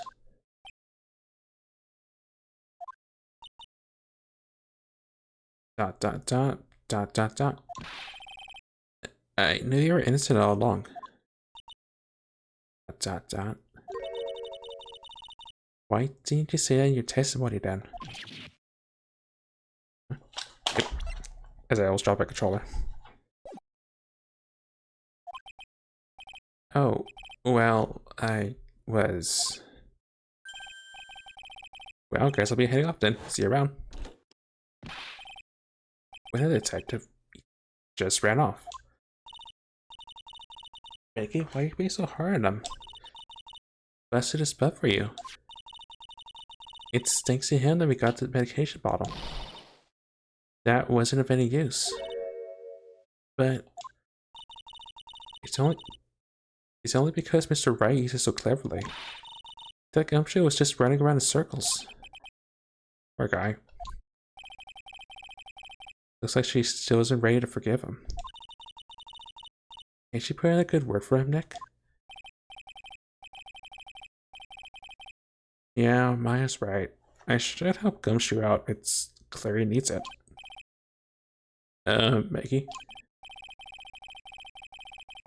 You know Detective Gumshoe's been really worried about you through all this.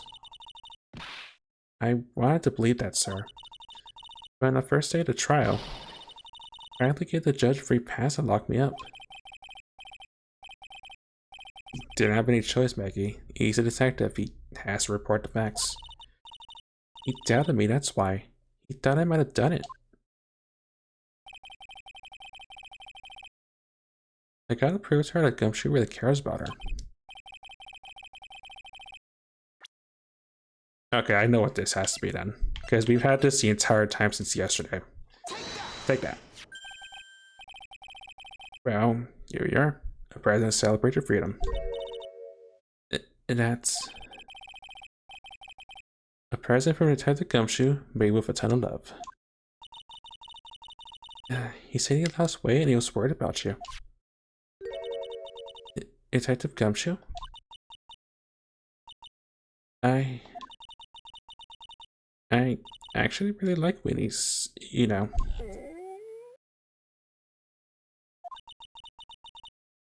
Did you guys hear that? I'm pretty hungry myself, you know. Yeah, the trail dragged on for a bit today, didn't it? Is it okay if I eat this now? Oh. So, how is it, Maggie?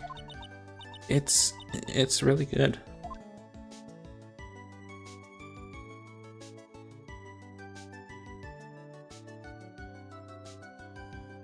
So the case of the phony versus genuine comes to an end. False allegations around Maggie have all been cleared up. And who knows, maybe a whole new chapter of her life is about to start.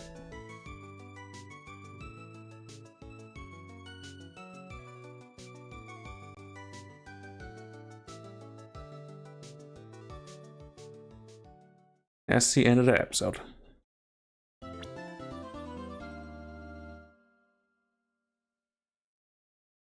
What? Oh, we definitely have time for this. To at least get this started.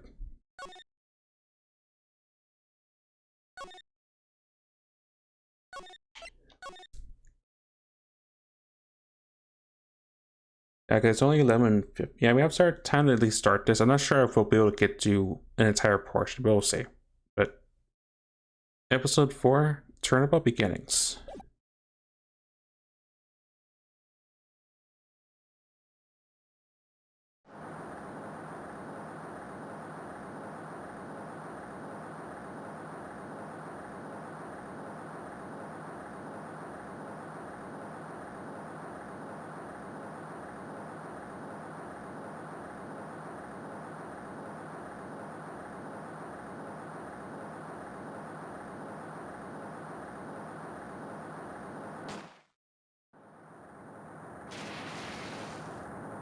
Oh.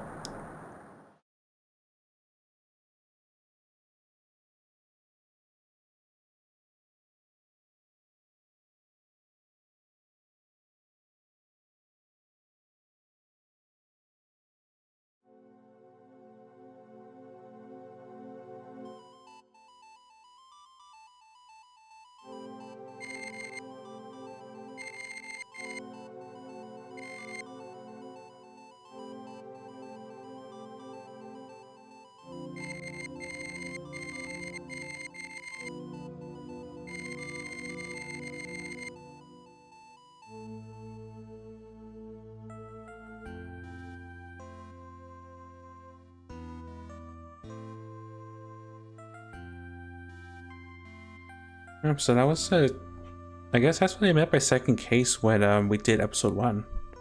So I usually don't talk during these introduction parts, but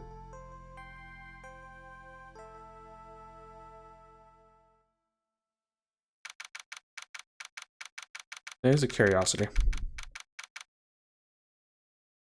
February 16th, 9:24 a.m. District Court, Defend Lobby number 4. Oh, we're going back to Mia's perspective of what happened on her first case. Okay. Interesting. I guess I'll still just go with my regular voice instead of, well, we'll see. I'll probably just flip-flop between the two.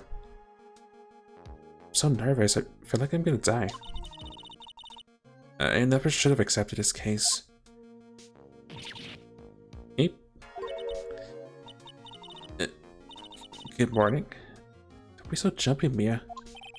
I didn't do nothing, I swear. I didn't kill anybody. Sir Falls, my first client. Sentenced to death 5 years ago and now a prison escapee. Ball and chain and all.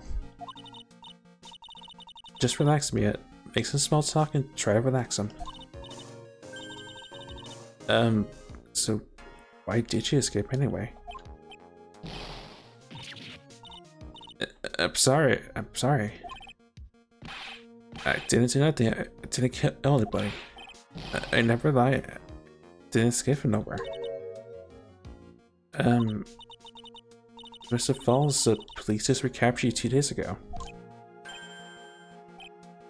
Sorry, told a little lie. Oh boy. Anyway, I didn't do it. I never killed nobody. I'm sorry for asking, but you're on death row, right? I'm really, really sorry. They sentenced me to death 5 years ago, but I was tricked, I tell you. That woman, she lied on her testimony. That's why I got the death penalty. I swear, I didn't kill her. I could have never done that. 2 days ago, we escaped from the police wagon when it crashed. Then about 8 hours later, the policewoman was murdered before the police could recapture him. The police believe that Terry Falls did it. After you escaped, did you meet a policewoman? Yeah, I did. She's the reason I escaped. So that much is true, but I didn't meet with the victim. But I didn't kill her. She was alive when I left. She was alive. It's true. I could trust him, right? I mean, I should.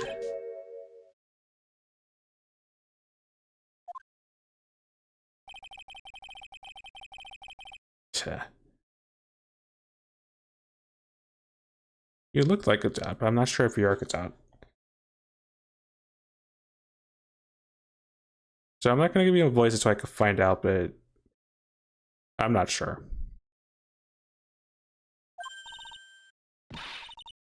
Why are you here?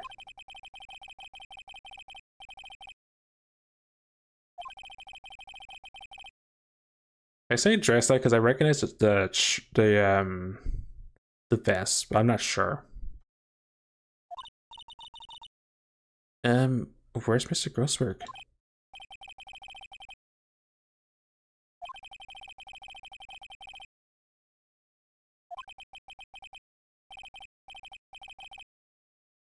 Aren't I good enough? After all, it's me, Diego Armando.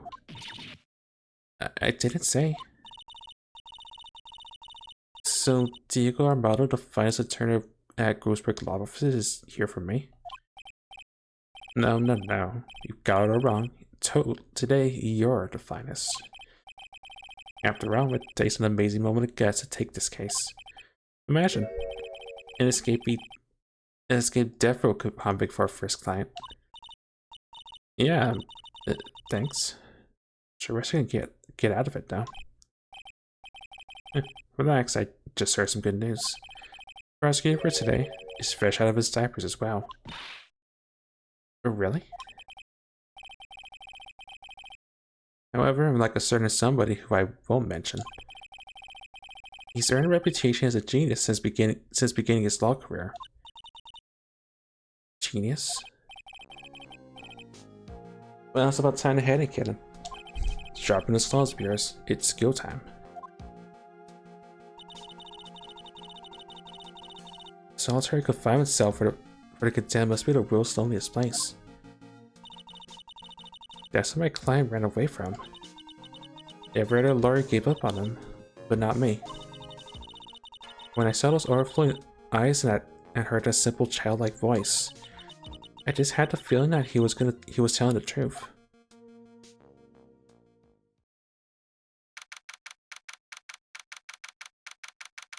February 16th, 10 a.m., District Court, Court number 4.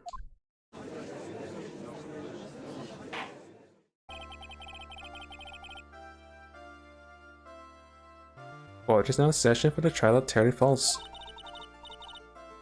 The defense is ready, Your Honor. I recognize that voice. I recognize that face. The prosecution has been ready for a while, Your Honor. I understand the lawyers on both sides are newcomers? Yes, Your Honor, I'm Mia Fey. Miles Edgeworth, Your Honor. So you're the new prosecutor everyone is talking about, eh? They say you joined the prosecutor's office at quite an early age. At 20, Your Honor. Guess her little kid hasn't earned herself much of a reputation, huh? Come on, man, you can't lose. Not to someone younger than you.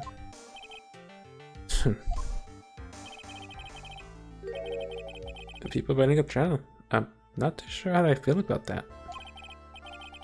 Now that the defendant in this case is currently a felon on death row. 2 days ago, he escaped from the police wagon. Is that correct? Precisely.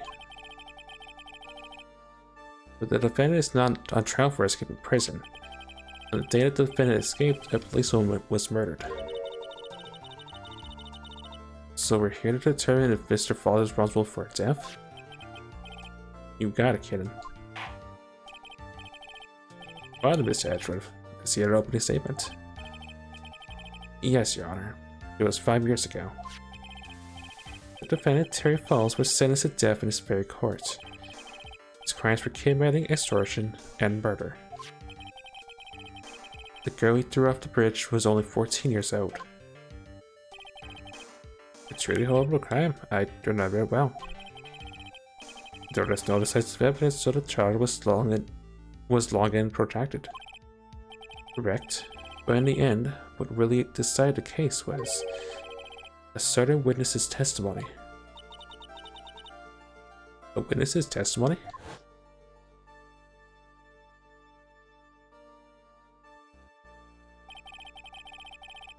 testimony of Detective Valerie Hawthorne, the person who confronted this criminal. She had arrested Mr. Falls at the scene and later testified against him. He said she witnessed Mr. Falls throw his young victim into the river.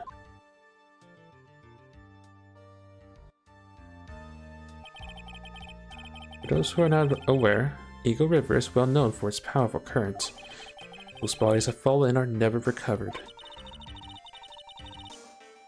So Miss Hawthorne's testimony is the one that put him away? A policeman, but he just mentioned that wouldn't be. Exactly. The victim, the same woman that was killed 2 days ago. Police Sergeant Valerie Hawthorne. I see. The man who was sentenced to death based on a testimony escaped 2 days ago, with only one thing in his mind: to take revenge against this woman who convicted him. The truth is becoming clear to me now. Nani? Yes. It's quite obvious that the defendant is guilty. Objection? Wait a minute, that's not right. At least hear the case before you sign on the outcome, Your Honor. Watch yourself, Miss Faye. I'm not sure if I care for your word choice or your tone of voice.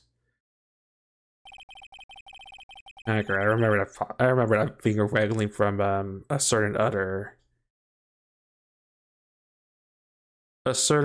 prodigy. I mean, not prodigy. The word's not coming true right now, but from Edward's mentor. Let's leave it at that. Young people these days don't simply know how to respect their elders. You're gonna meet your hypocrite. Now to Miss Edward, please call your first witness. Also, out of curiosity, what do I? Jack and Squad, thanks. Thanks, past me. They called a detective who was in charge of the initial investigation of this case.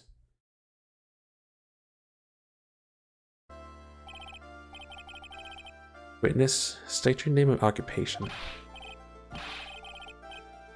Gumshoe, Dick Gumshoe. I'm the homicide detective in charge of this case, sir. I finally got promoted to the detective division half a year ago. I don't believe anyone asked you about that. Hey man, you got any idea how much work it takes? What is it? You're really gorgeous. Excuse me? No, seriously, my heart. It's aching for you.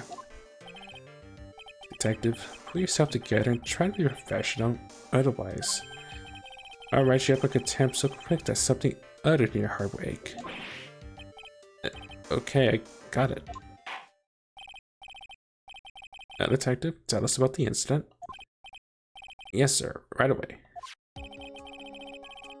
The victim was Sergeant Valerie Hawthorne, a veteran of the police force.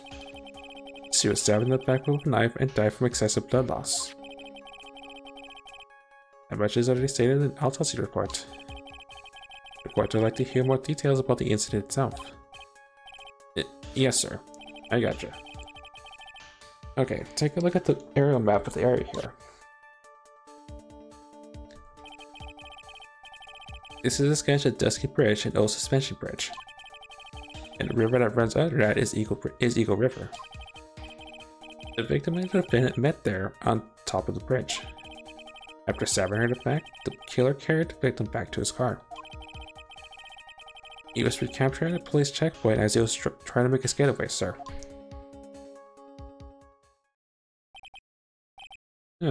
I see. Bridge located 40 feet above Eagle River. Was the victim's blood fell on the bridge? The victim, Sergeant Valerie Hawthorne, was wearing a thick coat, sir. Unfortunately, no traces of blood were found on the bridge. Mr. Sheriff, I want you to absolutely despise conjecture. If there was no blood on the bridge, then you have no proof that they even met there. Your Honor. You will listen to the testimony we prepared. I'm sure you'll be convinced. Two of them most certainly did meet on the bridge that day. Why, Mr. Edgeworth? I'm not sure I like you wagging your finger at me as well as some poser. Like to proceed with your testimony? Yes, sir. Well, here we go, Mia. Hang on. Okay, now, listen carefully, kitten. A little mistake, and this guy will drink you for his morning tea. Trust me and get ready.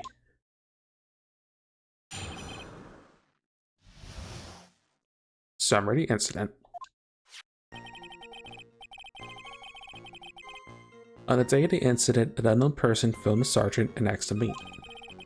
Sergeant Hawthorne went to the Dusty Bridge after the designated time and met with Mr. Falls.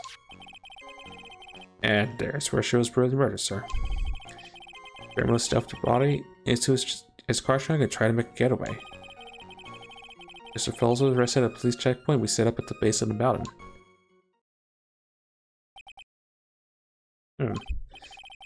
But he certainly have established the importance of the bridge.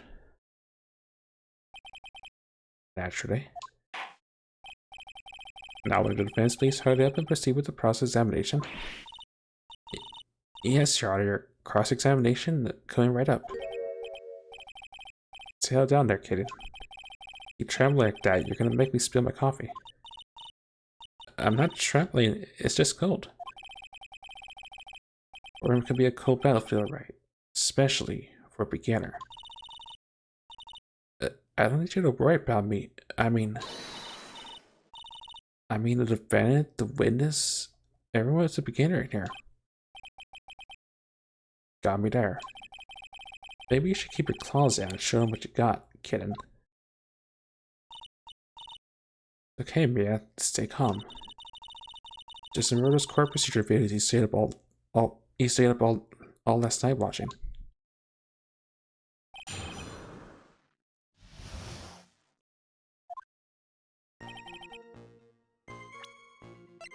I mean, I don't really have that much evidence to work with.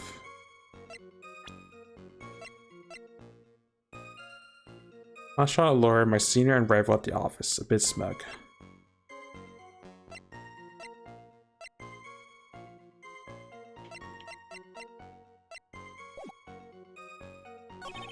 Well, I know where to go for if I start. I know the press to start with, obviously. This unknown person? You have an idea who it might be, right? Sorry, but I'm not afraid to. What? The one who called Sergeant Hawthorne was the defendant, Terry Falls. Donnie? Defendant called her? Sergeant Hawthorne was a very thorough person, sir. She left a note about her phone call with Mr. Falls. A note? Yeah, a top secret memo that she left on her desk.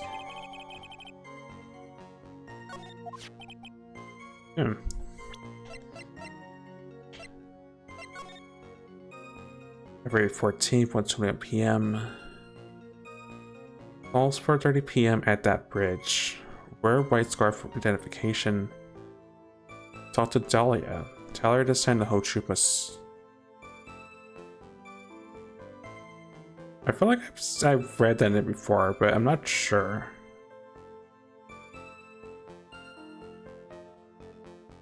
I'm probably mistaken. I think I'm mistaken. According to this note, it seems the one who called her on the bridge was indeed the defendant, Terry Falls. Right, whose idea was it to keep that note from me? Looks like this judge is even more sure of his verdict now. Listen up, that asks a question we don't already know the answer. Ransom has a fall, he's the one that said unknown person. You know, don't make that face at me. I just said that way because the prosecutor told me to. Is that a trap? Face, I didn't expect him to be so sneaky.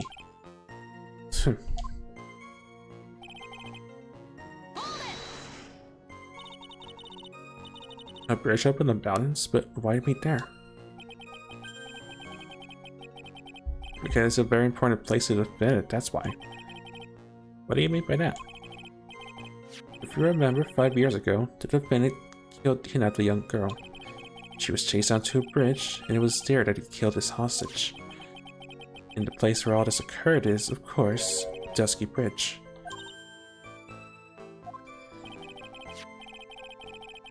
A place where Sergeant Hawthorne arrested and handcuffed Mr. False. Turning to the scene of the crime. How nostalgic.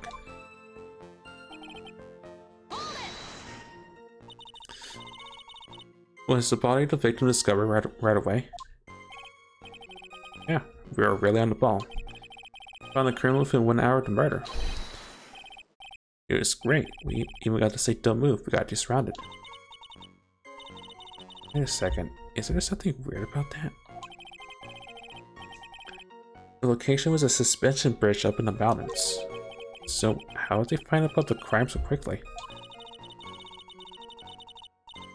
Sergeant Hawthorne must have mentioned the phone about someone else, right? Yeah. That's what happened, and she wouldn't have been killed. Went to her psychiatrist.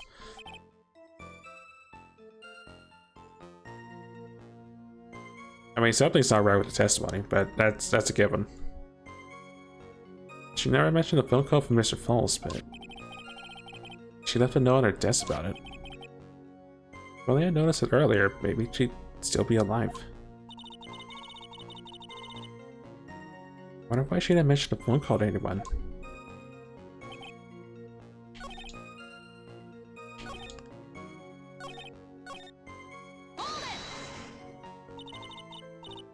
Mr. Falls had a car then? Well, that brain is way up in the mountains, ma'am. The defendant and the victim both went into by car. I mean, how else, right? Nani? You mean the defendant drove his own car? No, of course not. It was stolen. He stole it from a young couple that had been waiting at a red light. Car thieves? I'm not sure how I feel about car thieves. This guy's sure about how he feels about anything. This is a photo of the stolen car's trunk.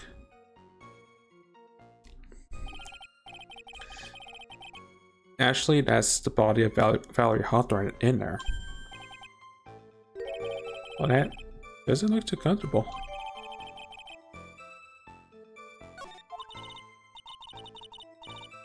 The victim, she was stabbed in the back, correct? Yeah. For some reason, men always seem to get stabbed in the back. We're talking about a woman here.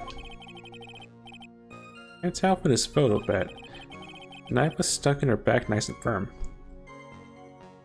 Yeah, it's... which person? We're talking about... the guy next to Mia, not so old, Gumshoe or Uji. It feels weird to see Uji without the white beard, just saying. Condition of the body when it was discovered is very important information. Detective, was there anything strange or noteworthy in the trunk of the car? Oh, please, you have Psy, and she's not alive.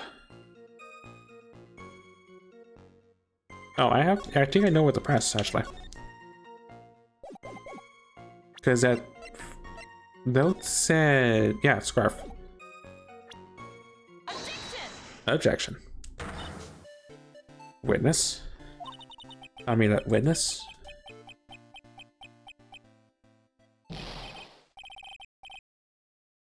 Oh, what is it? You asked us to say Miss Faye? I'm sorry, I totally forgot what I was gonna say. Is this the first time I've actually had to address someone like that? You should have practiced before coming to court. Honestly, Miss Faye, I'm not sure I like this. Ooh. Ooh woo. I mean, say it, little kid. Want a piece of my coffee candy?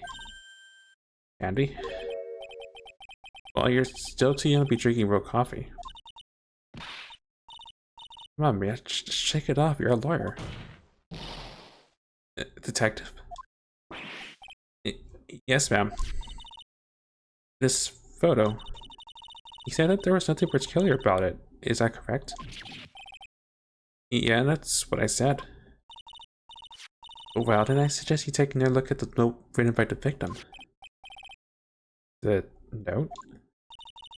It very clearly says, wear a white scarf for identification. The caller must have forgotten what the victim looked like, and thus this special request. Oh, I have a very simple question for you, Detective. Where's the white scarf? I can't seem to find it in this photo.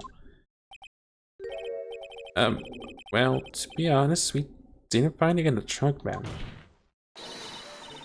And you stopped there? You should have looked for it.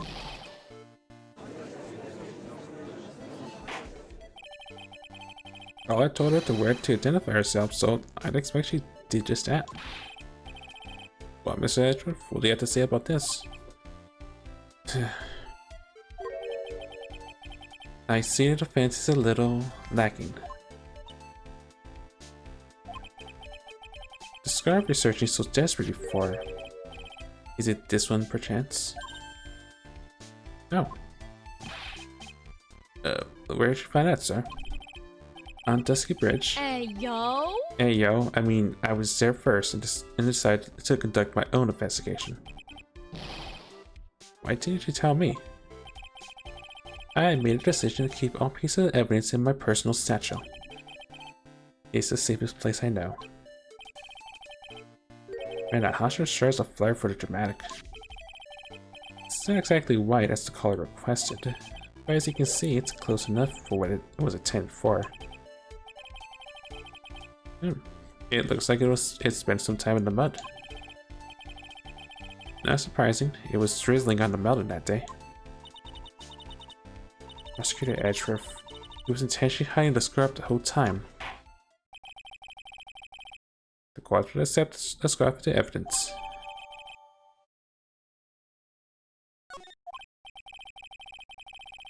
Now, if the attorney for the defense is finishing embarrassing himself, I'd like to move on with the testimony. That is alright with you, isn't it, Miss Faye? Why would I like to wrap this scarf around his smarmy little neck? Very good. Now, if we're done with this mud-covering scarf business, prosecution moves to establish conclusively and with hard evidence that Miss Hawthorne and Mr. Falls did indeed meet on the bridge that day. Further, we will show exactly what occurred there. That sounds quite promising. I can't wait to hear all about it. All about it. Right, everything is moving at his whim. Don't forget, kitten. There's a reason why everyone considers this kid a genius. A genius, huh? It still feels weird yet cool to be dealing with Edgeworth in the past, given his circumstances in particular. And not spoiling it because it's first game it's first game spoilers if I explain.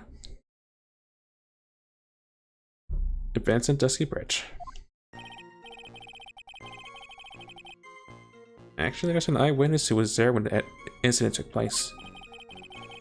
This photo was actually taken by the witness. It shows the Vic wearing a scarf, sir. It was drizzling at the day. Fortunately, it's a little hard to see what's going on. Anyway, the criminal shoved the victim down from behind and stabbed her in the back. Ooh. Ooh. I mean, that must have been where the scarf fell off. Looking at this photo. You really get the sense that this bridge is very high up. It is about a 40-foot drop from the bridge to the Eagle River down below. It's an Edgeworth who took this photo anyway. Let's just say it was a well-intended third party. A potential witness? So why isn't this person in the courtroom? Well, they said they absolutely did not want to testify. The person in question is very delicate, Your Honor. Besides, as long as we have the photo, we see no reason to compel them to testify. I'm not sure how I feel about that. So as you can see, Terry Falls had both the motive and the opportunity. I think it's quite clear at this point what happened on that bridge. It's becoming clear to me now. All clearer. Nani? Yes, it's quite obvious. He's clearly guilty. Not again. This is a deja vu again. It's not fair. I haven't done my cross-examination yet. What do you mean?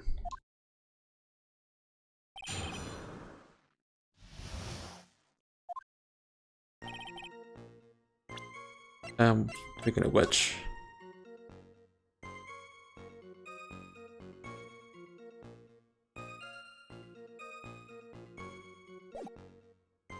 Very advanced inspiration for anything. Right. So, who is this witness? Eyewitness? She's a college student. A female college student? That's right. Means she's female and a college student, ma'am. She doesn't do well in front of other people, so I can't testify for her. Maybe so, but as the attorney for the defense, I have the right to cross-examine her. For the time being, we're not relying on the witness's statements, that is all. What is that supposed to mean? Prosecution has uttered more decisive evidence. Emotional damage! Yeah, emotional damage was dealt. Our case is a rest on the fake testimony of a female college student. A female college student, eh? It means she's female and a college student, sir. If you absolutely must hear her testimony, you'll have to give us a good reason why.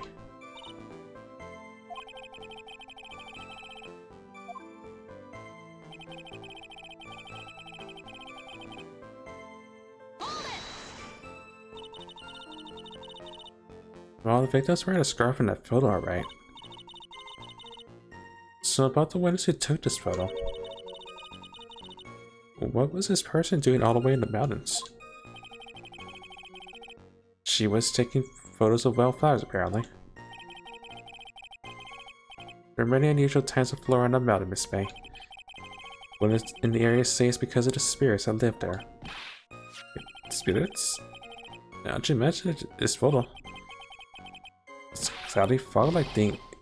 Is it a ghost? I don't believe it. No, Your Honor. It's not a ghost. I don't think it's a ghost.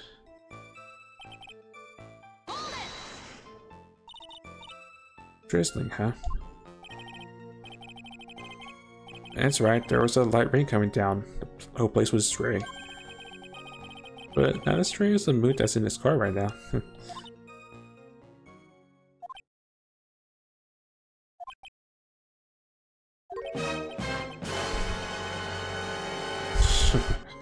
Thanks, Rebel. Looks like a cold front just moved in. In any case. The point is that the air was quite damp. There was even some fog. I even slipped and fell while I was on the bridge. It was really something.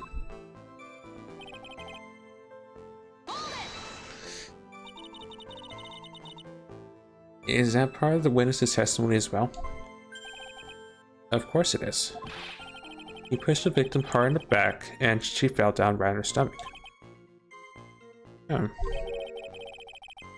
I don't remember that happening once myself. It was really brutal.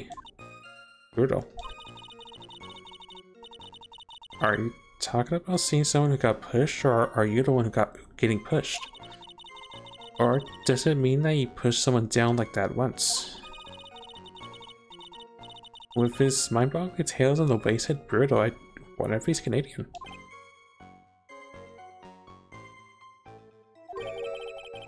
Save your nasty look for the right person. Huh? Take a look. Poor baby, the court record seems to have wet itself. Watch where you're spilling your coffee. Or record, huh?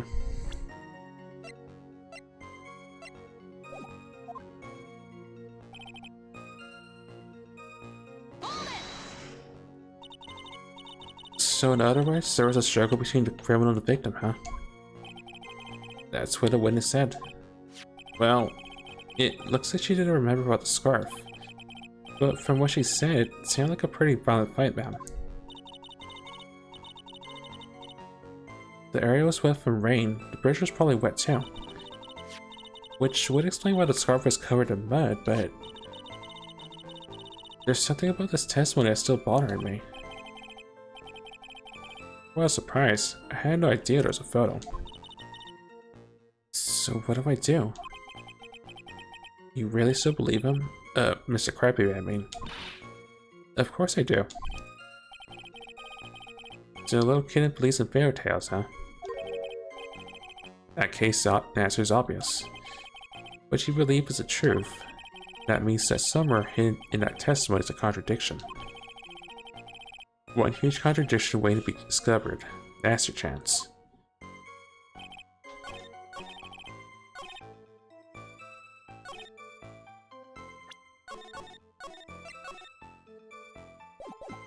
Okay, I'm pretty sure it has to be this, right?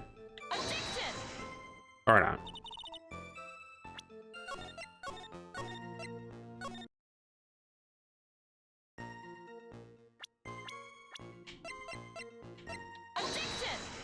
It's not that.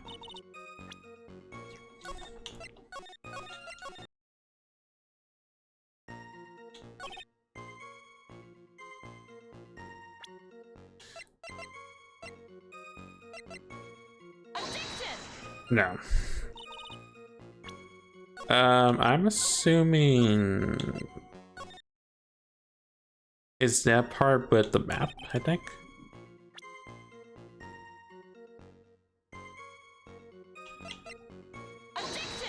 No, I'm being observed. Don't mind me.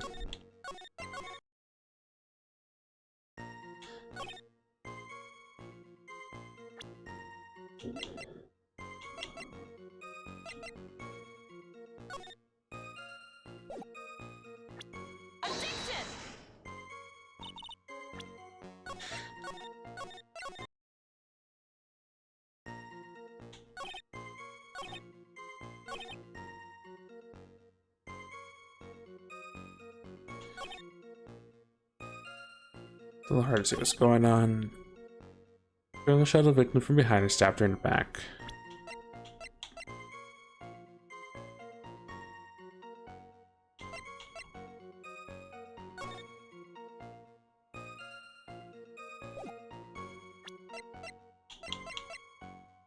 Go to the trunk.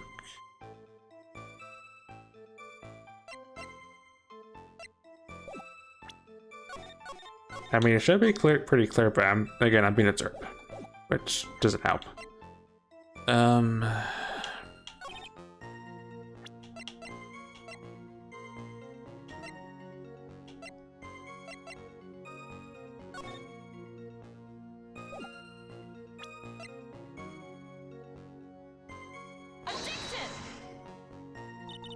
It has to be the last bit then, right?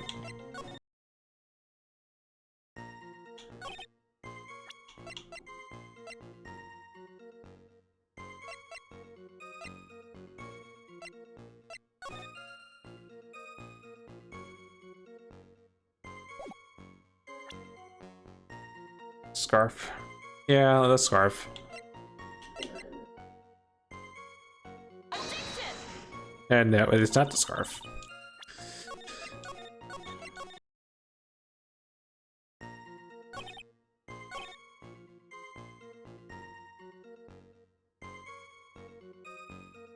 Unless... No.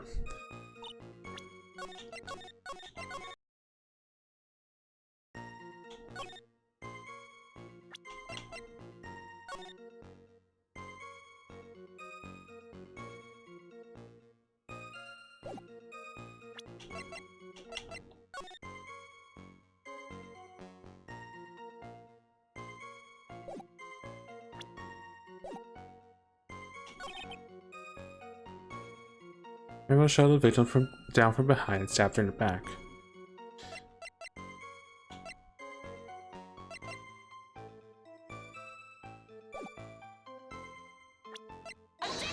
No, I said that part. I think I flashed the map at every single part that I think it is, but is not. What was the context of this part again out of curiosity?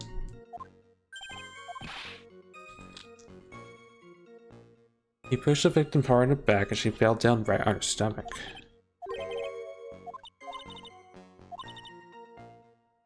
Oh, maybe the autopsy report actually.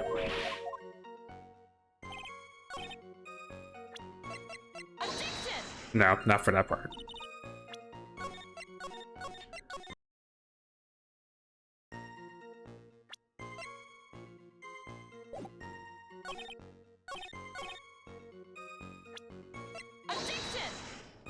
No.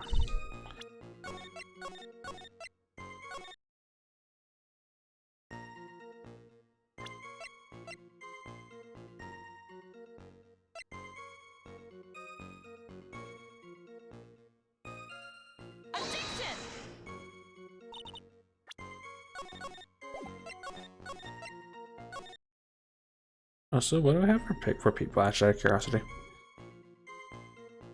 Client stands at death 5 years ago, state custody.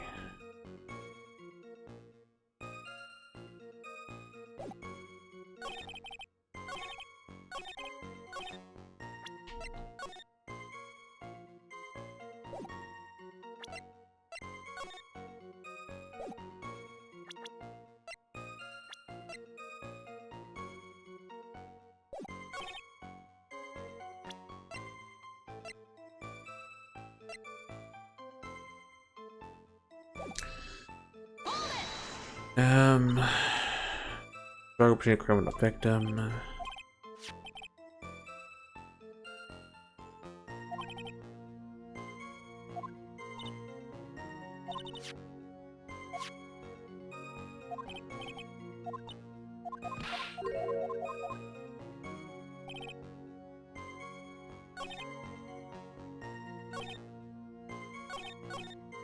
Maybe it's the last part, not the part before that.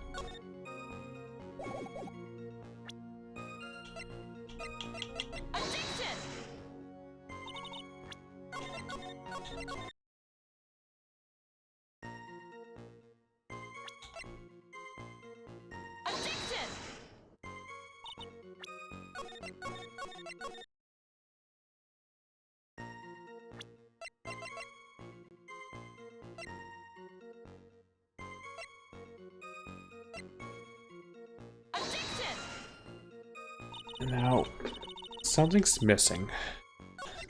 Well, what I'm presenting is something that's off.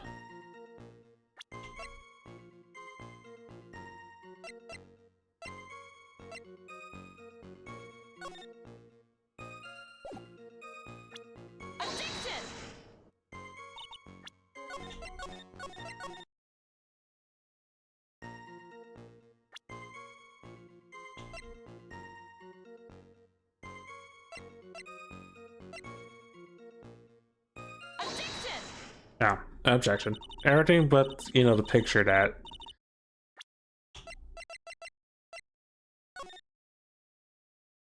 I don't know how that's a contradiction of all this, but I'm sure I'll be explaining in due time. So at the time of the crime, there's a light drizzle coming down, correct? Yeah, and fog too. Just a generally soggy atmosphere.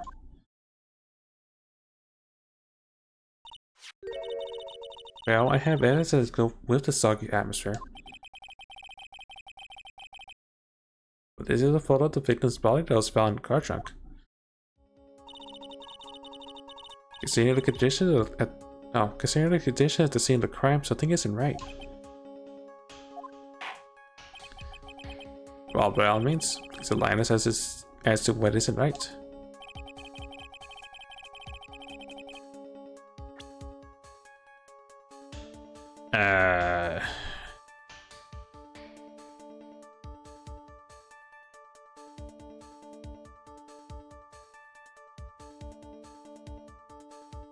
the person itself? Question mark.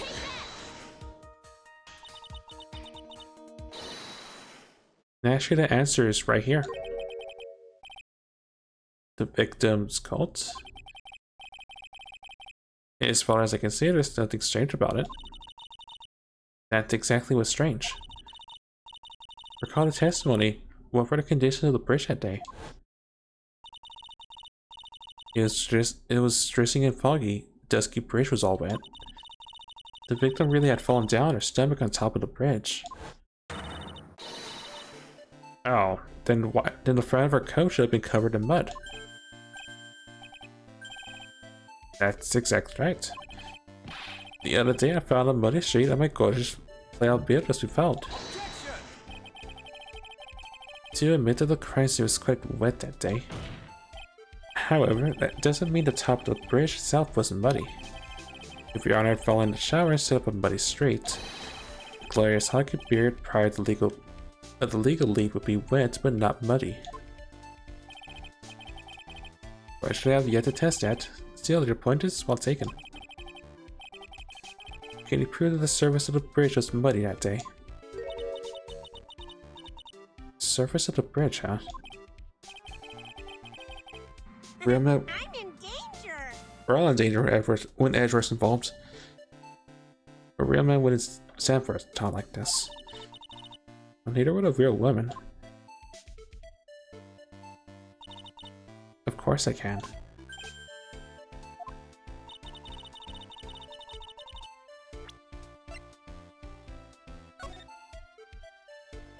Yeah, it'd be this, right?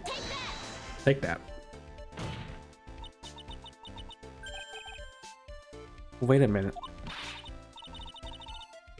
Your timing's terrible. If you presented evidence, it'd be like jumping up a 100-story building into a building. I guess I used the wrong thing, didn't I? After tying a 10-ton boulder around your neck. What is that supposed to mean? It is simply, it'd be suicide. Then why didn't he just put it simply in the first place? Is your little chat finished? Can we move on now? Yes, I changed my mind. Of course I get paralyzed.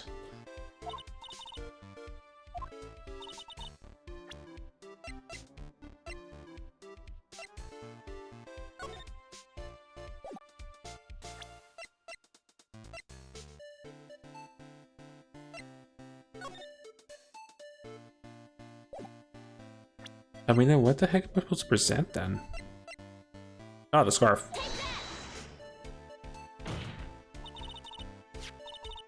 Oh, also take that.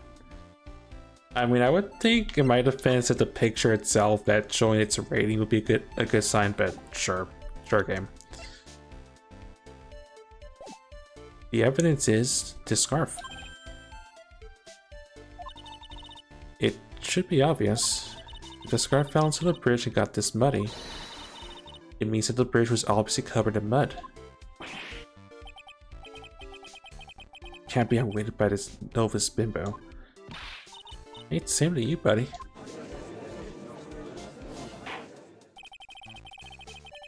Miss Veda sudden makes perfect sense to me. I do admit there appears to be a contradiction between the condition of the victim's coat and her scarf. However, the real question is, why is there a contradiction? Huh? For every contradiction, there exists an explanation. Let's look at what the explanation in this case may be, shall we? Alright. It's not like he's really giving me a choice here. Doing pretty well for a little kitten. Mr. Armando? No matter what he says, a contradiction always comes down to a lie. And a scream, apparently. It's either the victim discovered in the trunk, the witness's photos showing the defendant and the victim, or the witness's testimony that said she saw the moment of the murder. Just relax and think it over. It's pretty simple, isn't it? I say as I say because I'm not really sure what they expect me to do next. The false evidence is one of those three.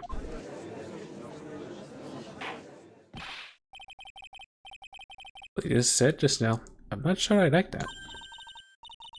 It wasn't me, Your Honor. It was that copy of fiction novel over here that said it. Court is in the habit of accepting false evidence, you know. Blame it on him, Your Honor.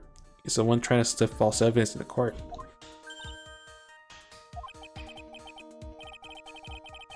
But we won't let him. We'll expose this evidence as a flimsy scam, but it really is. Yes. The false evidence in this case is the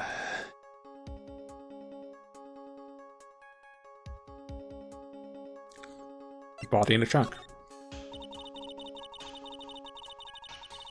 If the victim really did try to repel or kill her, and if she did fall down the bridge, then you expect her coat to be dirty.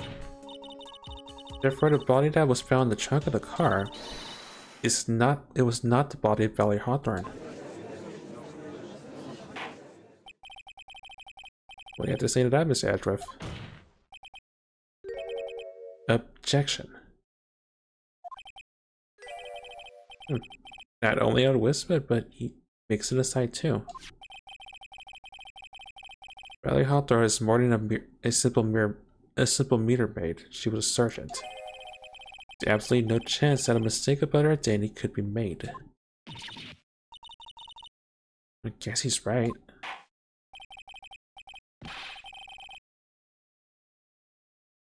From this point on, Miss Vale will penalize you for making unsubstantiated accusations. Do it, Mia. Don't cry until you get home. In any case, this court is in the habit of accepting false evidence, you know.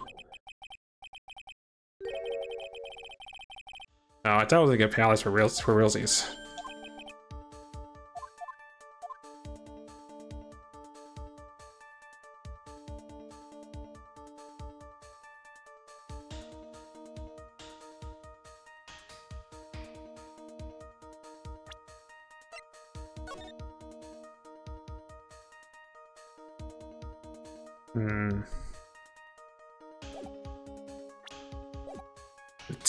I would have to assume the testimony and reference out the body.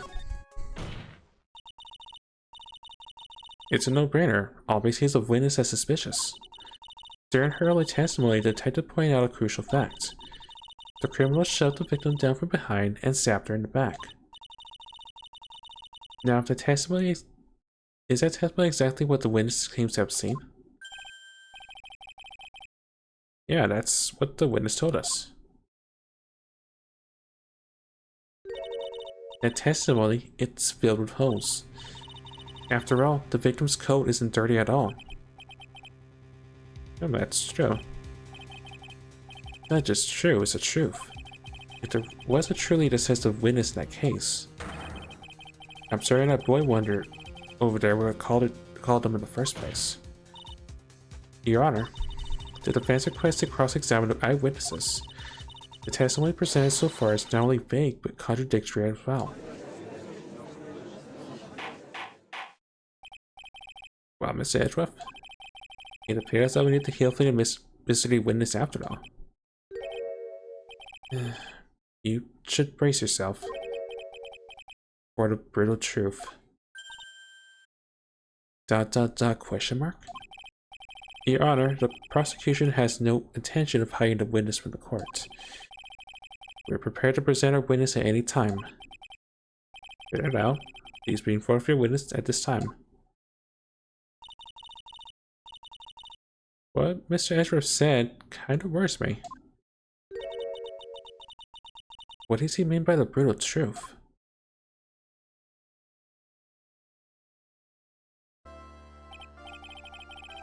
Now let's proceed with the testimony. Mr. Edgeworth, please go right ahead. Thank you, Your Honor. The prosecution summons the woman who saw the events that day with her very own eyes. This is it, Mia. The battle begins here.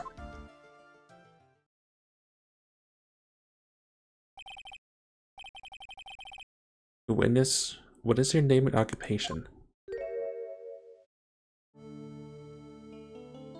Oh, but oh, better gods, really?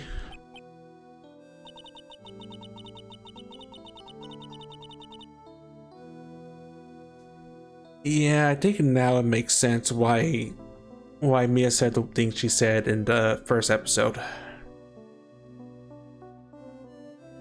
Everyone's so silent that I can hear their hearts go pitter-patter.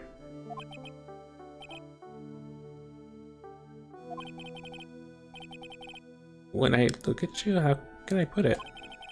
You look at us, come up to Uchi, younger Uchi, please. I feel like I want to hurry up and hand down a verdict just to have a bite.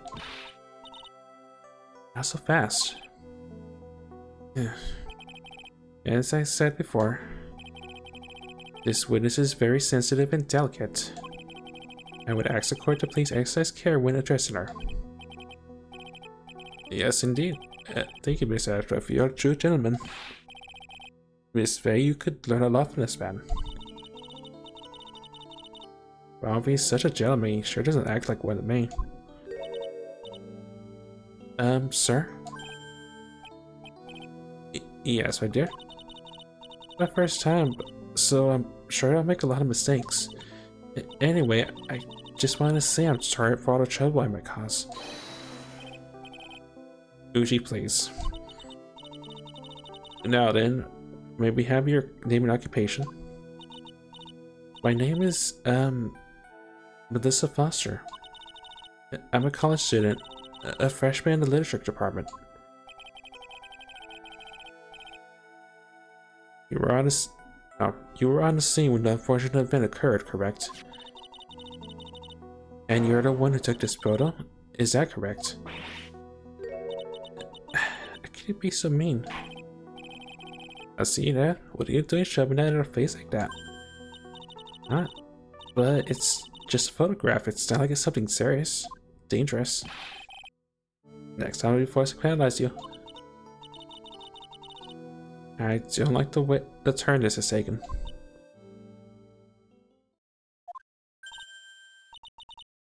Is she staring at me?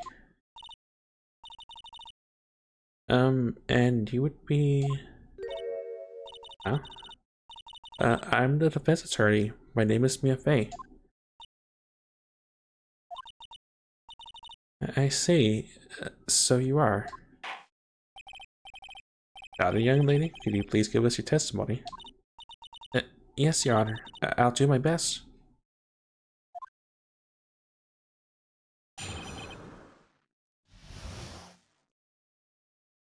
The witness's photograph.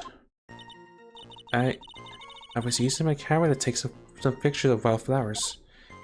And then I noticed there were two people standing up on a detention bridge. Suddenly they just started fighting. That's when I hurried and took the photo that shows a crucial moment. And right after that I called the police.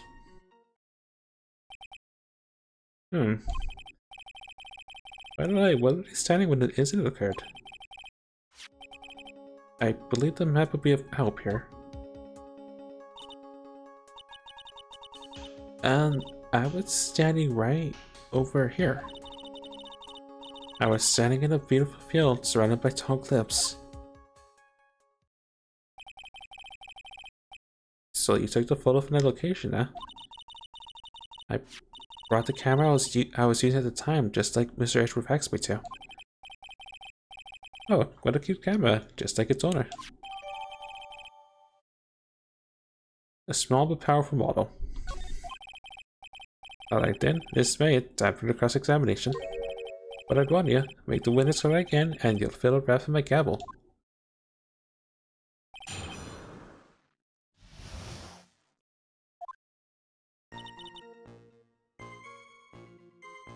I guess the question is, am I gonna get paralyzed if I just try to press without restraint? That's a question.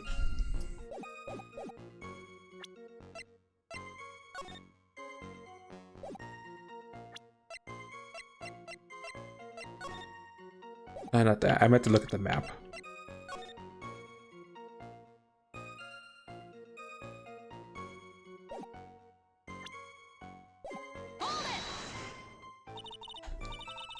Did you say wildflowers? Yes, the mountain is famous for its beautiful spring wildflowers. But it's only February. Well, I couldn't wait for spring to come. I just know how you feel. It's just like when I first started going to Glorious Beard of mine. I just couldn't wait, so I wore a dyed blonde Santa beard until mine grew in properly. You mind if we got back to the facts of the case, Your Honor?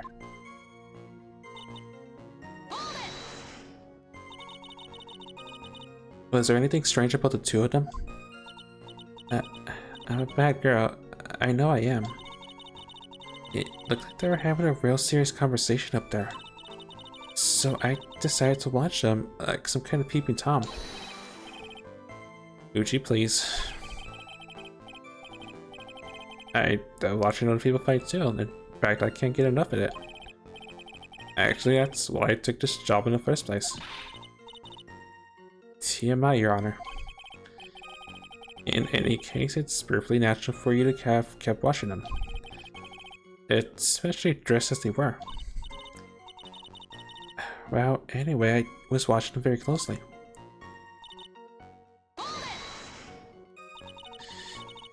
Do you have any idea what they're fighting about? Eh? No, I have no idea. Why do you ask that? I just thought maybe you overheard what they said.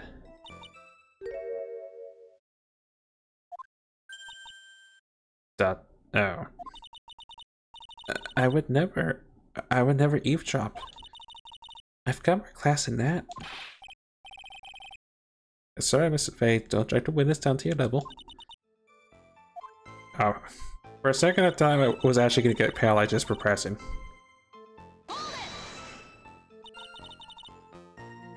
Why didn't you take a photo?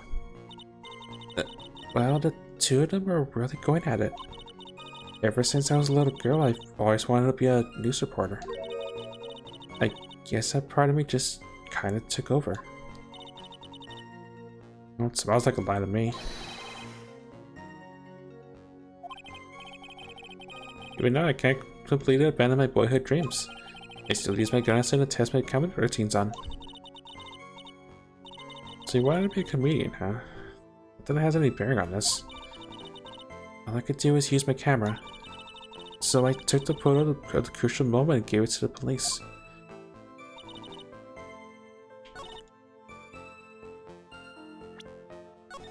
This seems like the important bit to me. Yep, wrong thing. Oops. Should probably press the entire thing so I know what so I could be certain of that. You called the police? Yes, because it looked like to me like the murderer was going to try to escape. We were already moving before the call even came in. Thanks to the victims know, we've already started our operation. That's a neat tough look for the criminal, eh?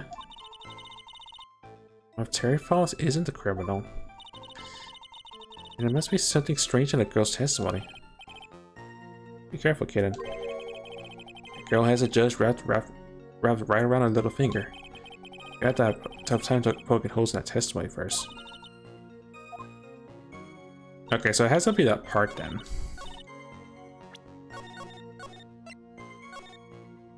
Or again, I could be wrong entirely, which is also a possibility. Alright, objection. Witness? When he said he took a photo of the crucial moment, is this what you meant? All I can see in this photo are two people facing each other. You testified that you saw the two of them starting to fight? Normally it's the kind of thing we would refer to as a crucial moment. Why haven't you presented a photo like that? Well, you see, the photo we presented was the only one there was. But if you really wanted to capture the crucial moment, then what happened next? You must have taken a photo of it.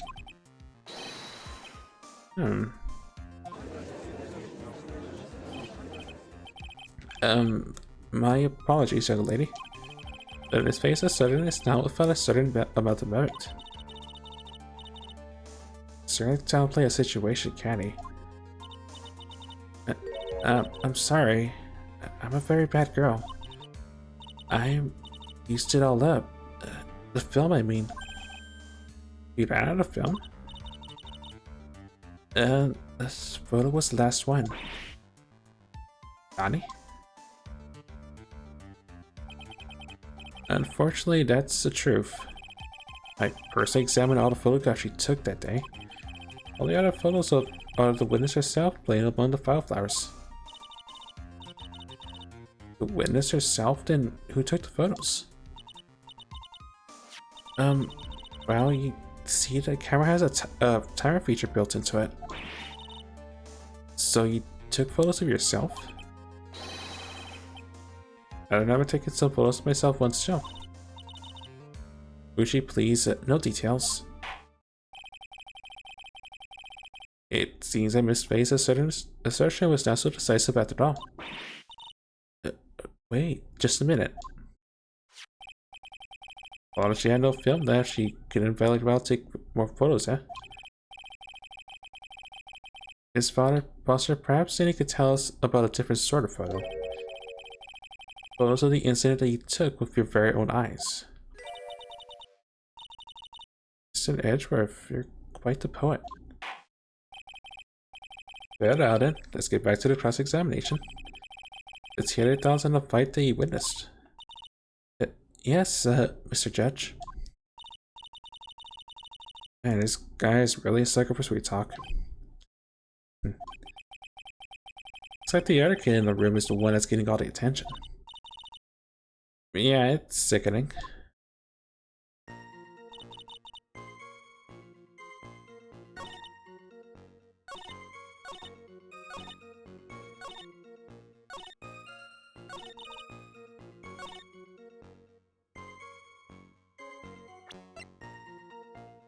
Has a tyrant function. Okay.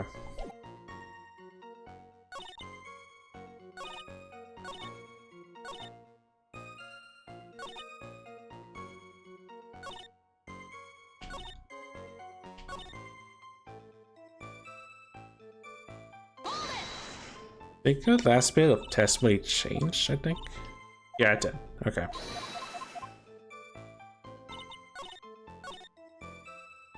The victim turned around and tried to run away, but she only got about 10 yards before she was stabbed in the back.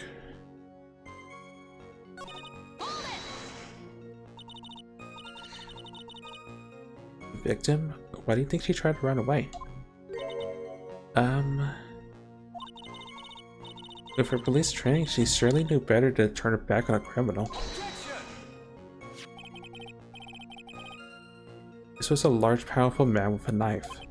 If it had been a crackly woman like you, I'm sure you would have acted differently. Maggie, why you? If it had been me, I probably would have jumped into the river. There's still something wrong with his testimony.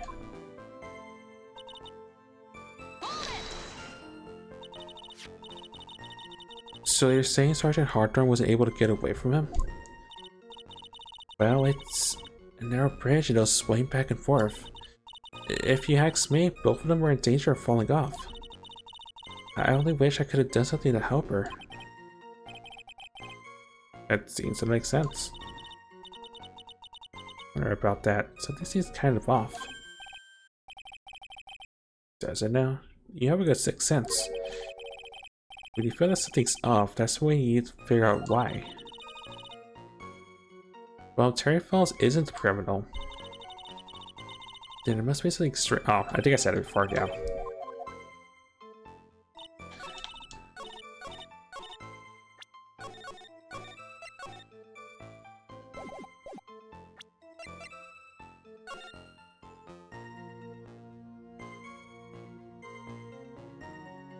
Actually, no, that has to be the contradiction, right? Objection. Because, you know, reading the map is the thing. Witness, your whole testimony is a joke. What? But I was just... Stay at tired one, you'd have to make the witness cry. One short testimony and just two bad contradictions. There's no possible excuse. You say there are two contradictions? It's simple. Just take a look at the diagram of the area. According to her testimony, the two of them were in the middle of the bridge. But if they were, and the victim had turned around and tried to run, well then, she would have hit a dead end. You said 10 yards, but she couldn't even have ran 5. Because Dusky Bridge is collapsed on that side.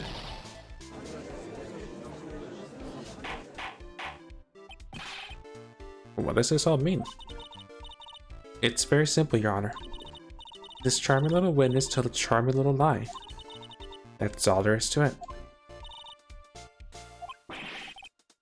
This beautiful young lady has been lying to the court. Just a moment, Your Honor. Mr. Edgeworth.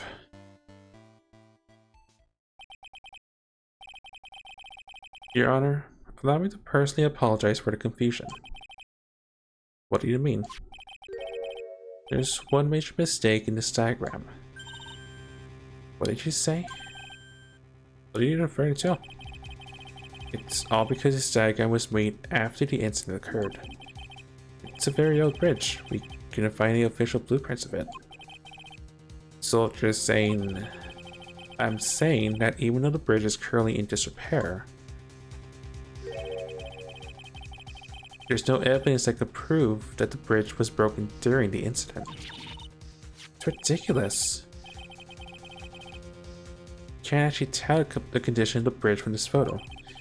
I apologize to the court for not being more clear when I present the evidence. Because of course. Guys, good. What do you mean? Planned it from the beginning. He's a genius, alright. That guy on the bridge was its insurance policy. Johnny? Coward. Well, let's say it seems he once again made a reckless accusation. I'm so sorry. I should have been more careful myself. And Uji, of course. Green Uji. Now then, shall we go on with the trial? I'd like to establish once and for all what it was that the witness actually saw. Indeed. Alright, young lady. Did I ask you to please receive your testimony? It's so hard to go on.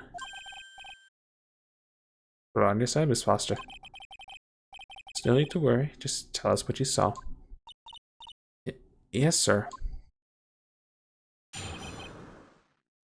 Running from the crime.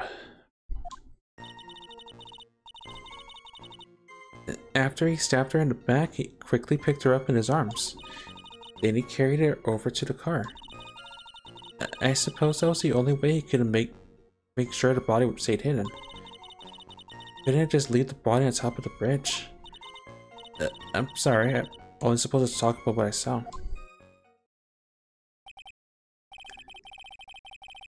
Witnessing such violence must have been difficult. Yes, sir. I'm still shaken up. Excessive testimony as it is, we're finished. Say that? Oh, well, maybe I'll stop off my favorite cafe on the way home. You make a really good mocha latte. This trial isn't over yet. This is what I'd like to hear. Alright, this way. Your cross-examination of me, please. Right, the contradiction is staring you right in the face, Bia. Go on the attack.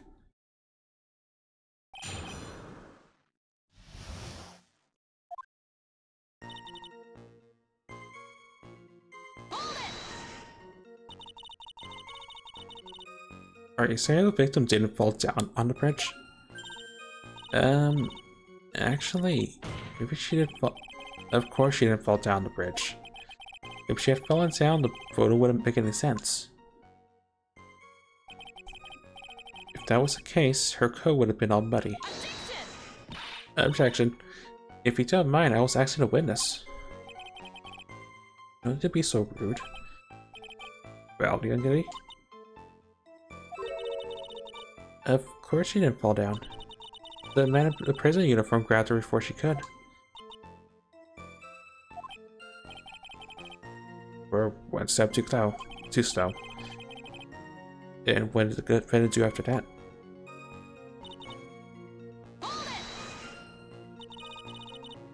You personally witnessed that? Yes. Did anything strange happen when he did that? Well, I don't know if you call it strange or not. That's when the victim's scarf fell off. You mean the scarf? Her words match what we found at the scene. I don't see any problem.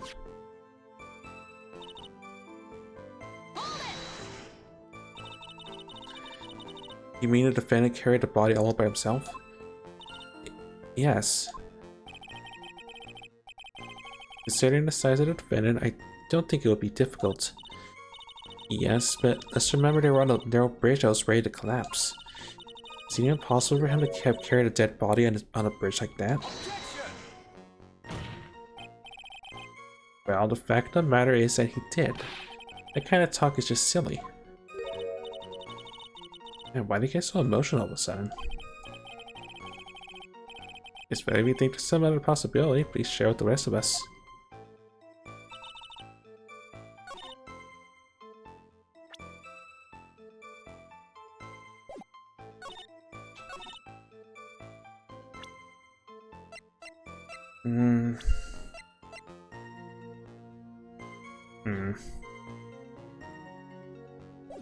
I'll just keep pressing. I feel like that's the important part, but I'm not sure the context. Why do you say that? It's already a broken down bridge hidden away in the mountains. Doing anything more to hide the parts would be going overboard, wouldn't it? Yes, but that mountain's famous among hikers. A surprising number of people go up there. But it's February, right? And it was raining that day, correct? There's also a small temple and a channeling dojo there. You know those monks? They just love cold, isolated places. I think the witness is trying to say that the corpse could have been found at any time. Besides, the witness is merely reporting what she witnessed with her own eyes.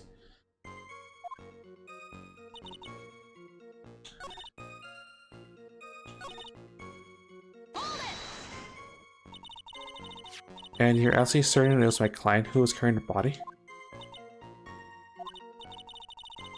Well, he was wearing a clearancer's uniform, but as for his face... So you're saying you didn't get a clear look at his face? Well, they were far away and it was raining as well. I thought I was only supposed to say exactly what I saw. Excellent, you're an automatically honest young woman. Something about this testimony is bothering me, but what? Kidding, you ever put salt in your coffee? No. Why would I? Why not? Huh. It may actually go better with coffee than sugar, right? ... Listen, my point is if you're not sure, you might as well add a ton of salt to it. You might bring out the rust in something, like a piece of evidence. By the way, I want to put salt in my coffee. It's your good goal after all.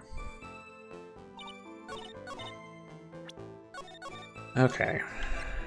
It has to be the spit and that edge where I was getting defensive about.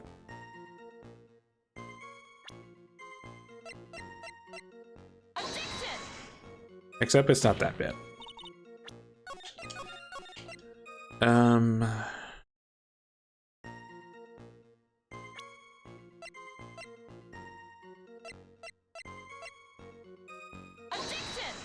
Objection. A killer not wanting his victim to be found, I can understand that. However, the idea of moving the body for that purpose is clearly odd. There was a much easier way to make sure the body wasn't found. Well, what is it? Taking a look at the map of the area and you'll see how. There's a river right below the bridge. Earlier, Mr. Edward pointed out something interesting about the river. Right, I remember the fact it has a powerful current. Oh. In a kidnapping case 5 years ago, the victim's body was carried away and never found. If 10 murders were to occur at the same spot above the Eagle River, you could bet your boots that every other killer would have tossed the body in the water.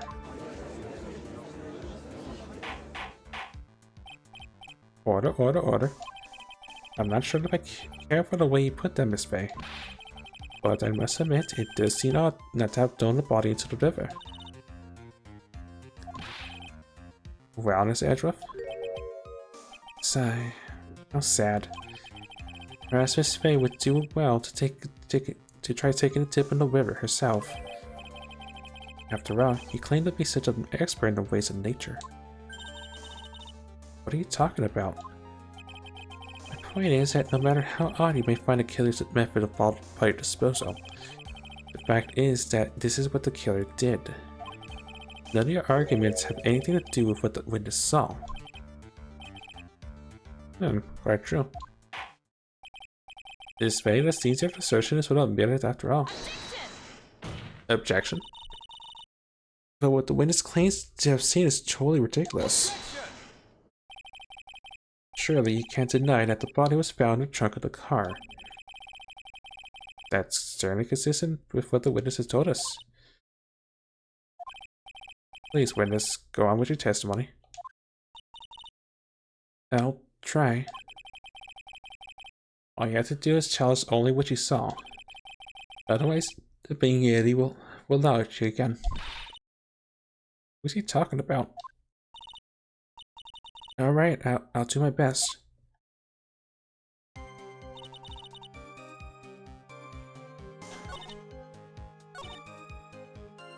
Killer broke into the trunk of the stolen car and hit the body there. Oh, there's a part that changed. But what did the man do then? Well, naturally he got in the car when it was about to flee. That's when I came to my senses. I said to myself, you had to call the police. And so that's when he called the police? You're sure that's what you saw all with your own eyes? Yes, I'm 100% certain.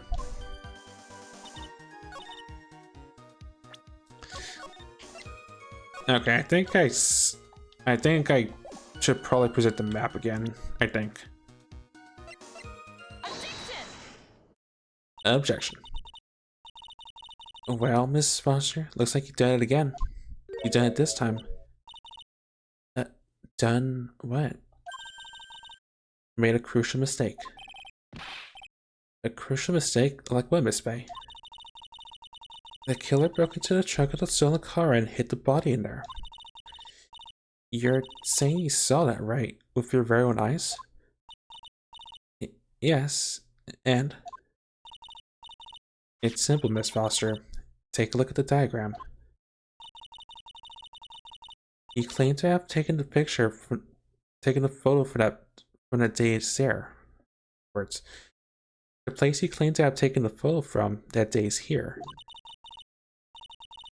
You do see what I mean. Even if we tried to see the car, the saw carpet of rock is directly in the way. That's right, Miss Foster. From right where you're standing, you could not have possibly seen the killer's car. I admit the diagram shows a large outcropping of rock. However, it isn't so tall that it would stop her from seeing the car. That's right. It's not high at all. I was just able to see his car just fine. I'm so sorry, but that this is a wash. I believe it was the witness who presented this as evidence to the court, yes. This is the location that the photo was taken from.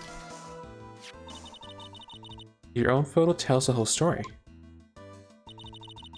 You can clearly see the left side of the bridge, but the outcropping that has been referred to is really more like a cliff. Oh. Your view should have been completely cut off by this cliff. But still you claim not being able to see the killer's car?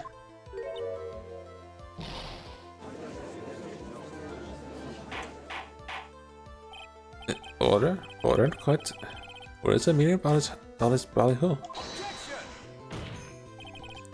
Your Honor, don't jump to any hasty conclusions. The fact that the escapee fled in a stolen car is reported on the news. After witnessing a murder, I'm sure you can appreciate that the witness is very upset. She must have heard about the stolen car and convinced herself that she saw it. Objection. But she was repeatedly warned before starting her testimony. She was told to testify only about what she saw with her own eyes.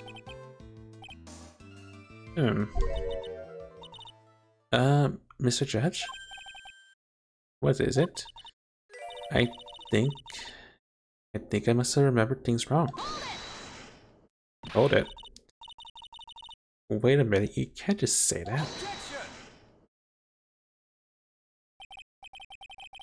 Miss Faye, no one on the face of this planet is perfect. Yes, indeed. Quite true. You know what they say. To err is human, to forgive, divine. I'm inclined to give the benefit of the doubt to our witness here. Donnie? It's not fair. Save the tears for later, kidden. Mr. Armando? Look back until the trial's over. Now's the time to go forward. That wasn't fair. Okay, kidden, you need to relax. They need to remember. The other kidden's testimony. Right, that fact. So tell me, how did she know that? How did she know that he broke into the trunk? Well, Miss Foster and T, you can explain how you knew that. You're gonna have a lot of very suspicious people on this side of the courtroom. The wilderness? Well, I'm certain that he broke into the trunk. Because there were marks left on the trunk lid. I'm certain there were scratch marks from when he broke into it. What? Let me see that photo. It's true, those certainly look like scratch marks around the keyhole. It's obvious that his trunk has been broken open. Well, let's say, are you satisfied? Because of course the judge is on her side.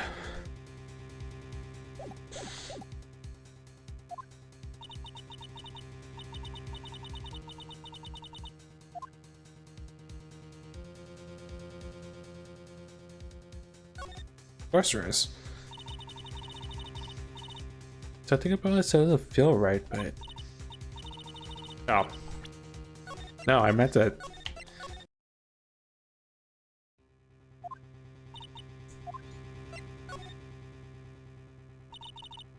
Melissa Foster.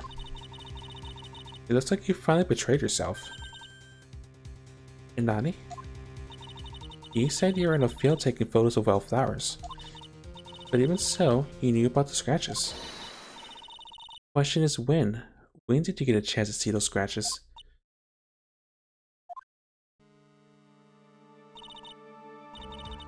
Finally, I've got her. I'm getting pretty tired of waiting over here. Perhaps it would be faster if Miss Faye explained it herself. Your Honor, there's only one possible explanation.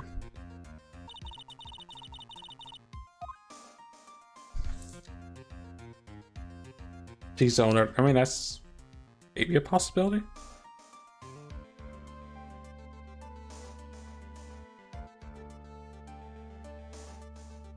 I'm pretty sure I'm gonna get the order mixed up completely and utterly wrong as always, but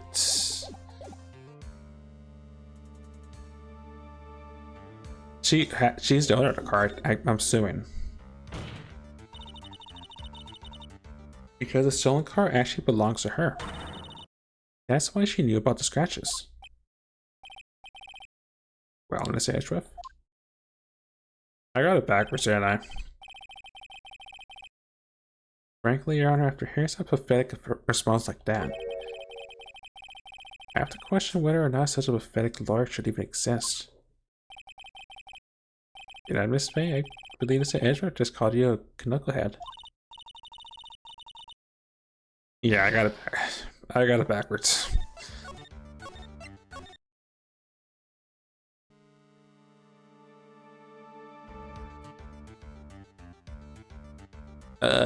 She put the corpse in herself, I'm assuming?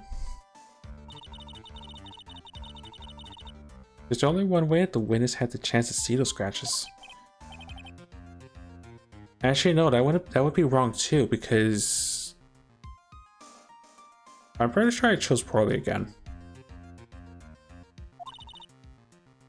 Naturally, when she opened the trunk and stuffed the corpse in herself. The person who really hit the body in the trunk of that car was Melissa Foster. It was you that did it, wasn't it? That's ridiculous. I could never. It was the man in the prison car. He's the one that... I don't think so, Miss Foster.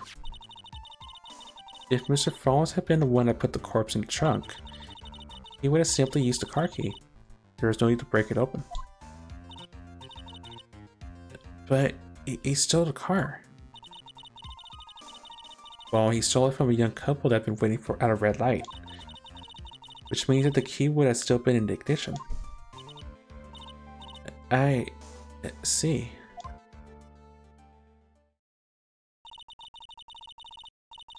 Thank you for telling us about the scratches, Miss Foster. Without that, we would have never been able to uncover the truth. That it could have been Mr. Falls that put the body in the trunk. Okay, I guess I didn't guess wrong. I was thinking I did. Ostrus. Timo suggested the witness put the body in there. If that were true, then how do you explain the photo that you took? The cars could only have been in the trunk when the incident occurred. And rereading at the time, she was taking photographs. So chance, Mia. Malicious thing. On the contrary, I'm not so certain about that anymore, Mr. Edgeworth. There's no need to think too deeply about it. What I'm saying is the shutter for this may not have been pushed by Foster herself. Take that. Let's take another look at this camera and see what features it has, shall we? It has a timer built into it, even a mini tripod.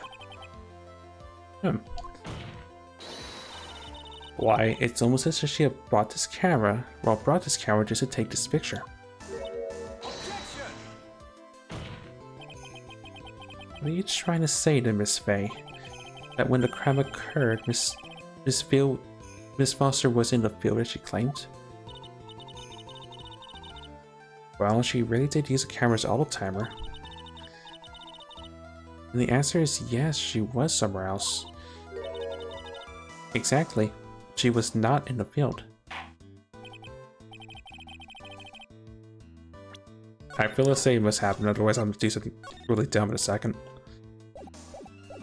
Will the defense please explain further? Listen, this is a crucial point.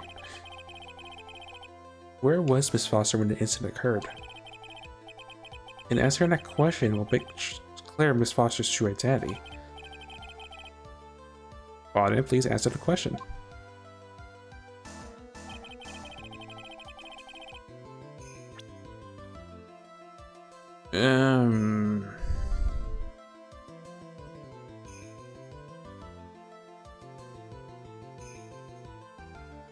I would assume near the car, yeah?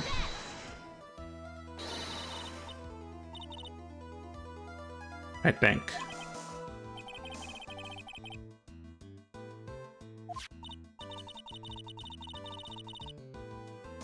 She had to put the body in a trunk before the defendant returned.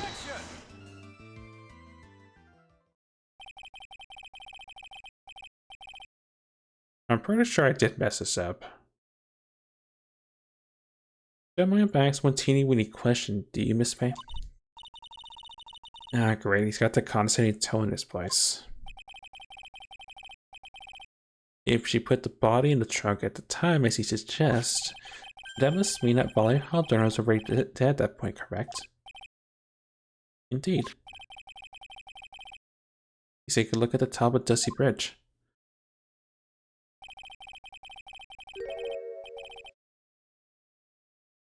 Okay, I think I got it. I'll just let this play out, but I'm pretty sure I got this part wrong, and I might have to go back in time anyway.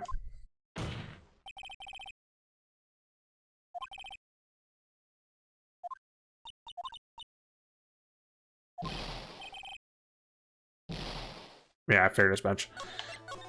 I think I know what it has to be then. Where she is simple.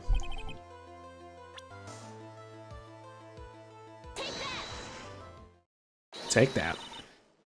Naturally, the witness is right here. But that's where the victim, Miss Hawthorne, was standing.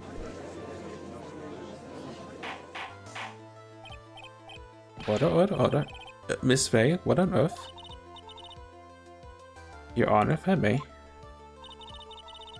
After parting with the victim on the car, the defendant fled by car.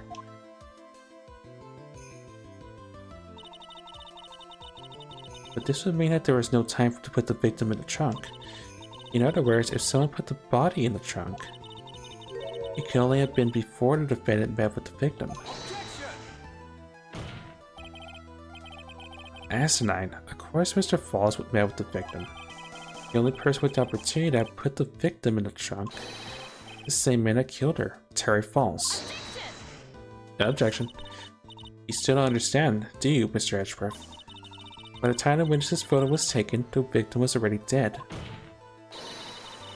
The person in the photo was not Valerie Hawthorne. Nani? Never heard anything more ridiculous in my entire life. Then who exactly is the victim in this photo? To it obvious, it's your own witness. Nani? It's the only possible explanation. The woman that Miss Falls met on the bridge that day was not Valerie Hawthorne. It was you, Melissa Foster. Me? Just remember that I was raiding at Falcon on the mountain that day. Mr. Falls himself believed that the woman in front of him was Valerie Hawthorne. But the defendant knew Valerie Hawthorne very well. After all, she was the woman whose testimony helped get them convicted. Objection. But since then, my client has spent 5 years in a federal penitentiary. You cannot remember exactly what she looked like anymore. You're just making this up as you go along. Where's your proof?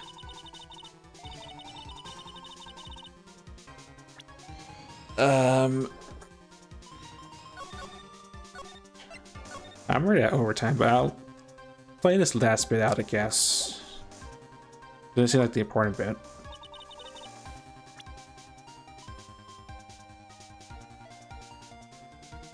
At the time of the incident, Mr. Falls had forgotten what Valerie Hawthorne looks like.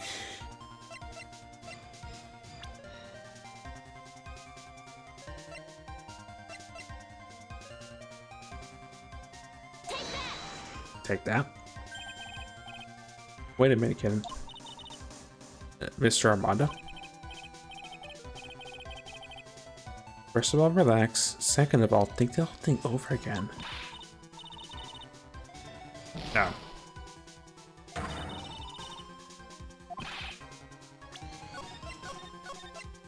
Okay, I'm sorry. Don't mind me.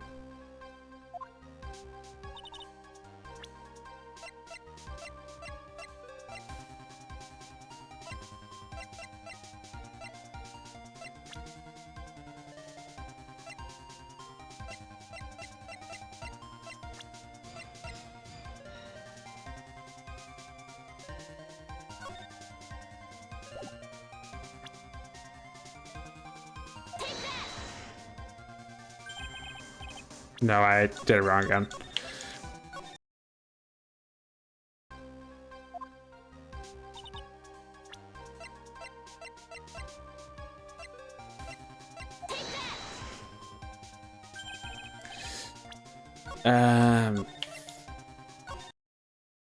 Game, please.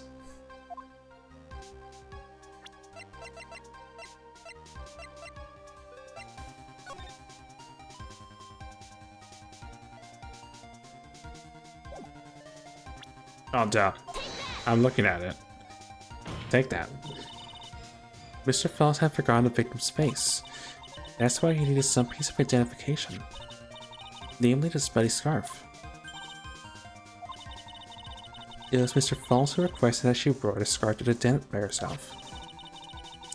That's already been proven by the note the victim left.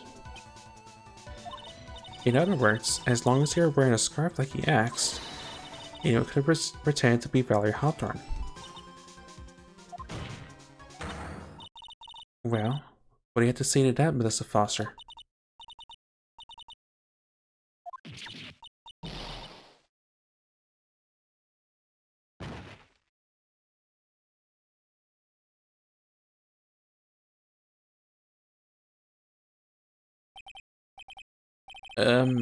Where is Miss Foster? She's collecting herself in the lobby.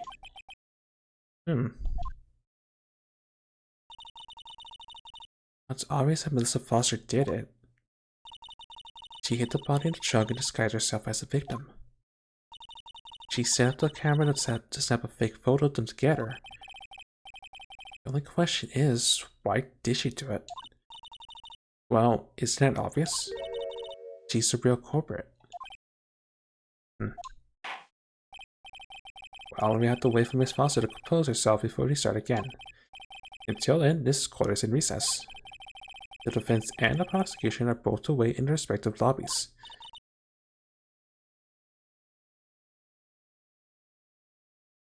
Don't mind me, my mind's having an epiphany right about now about what I remember from the first episode, actually. But I can muse about that later. Yes, Your Honor. Understood. There now, this court is in recess. To be continued in a different session. Man, that took way longer than I thought it would. Okay.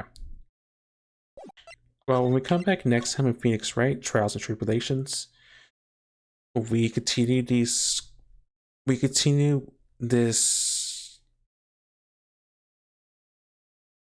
No, I just realized first episode was memory the 4 vessels beginnings, but anyway. We'll see what else this episode has in store of us, so I'll catch you guys then.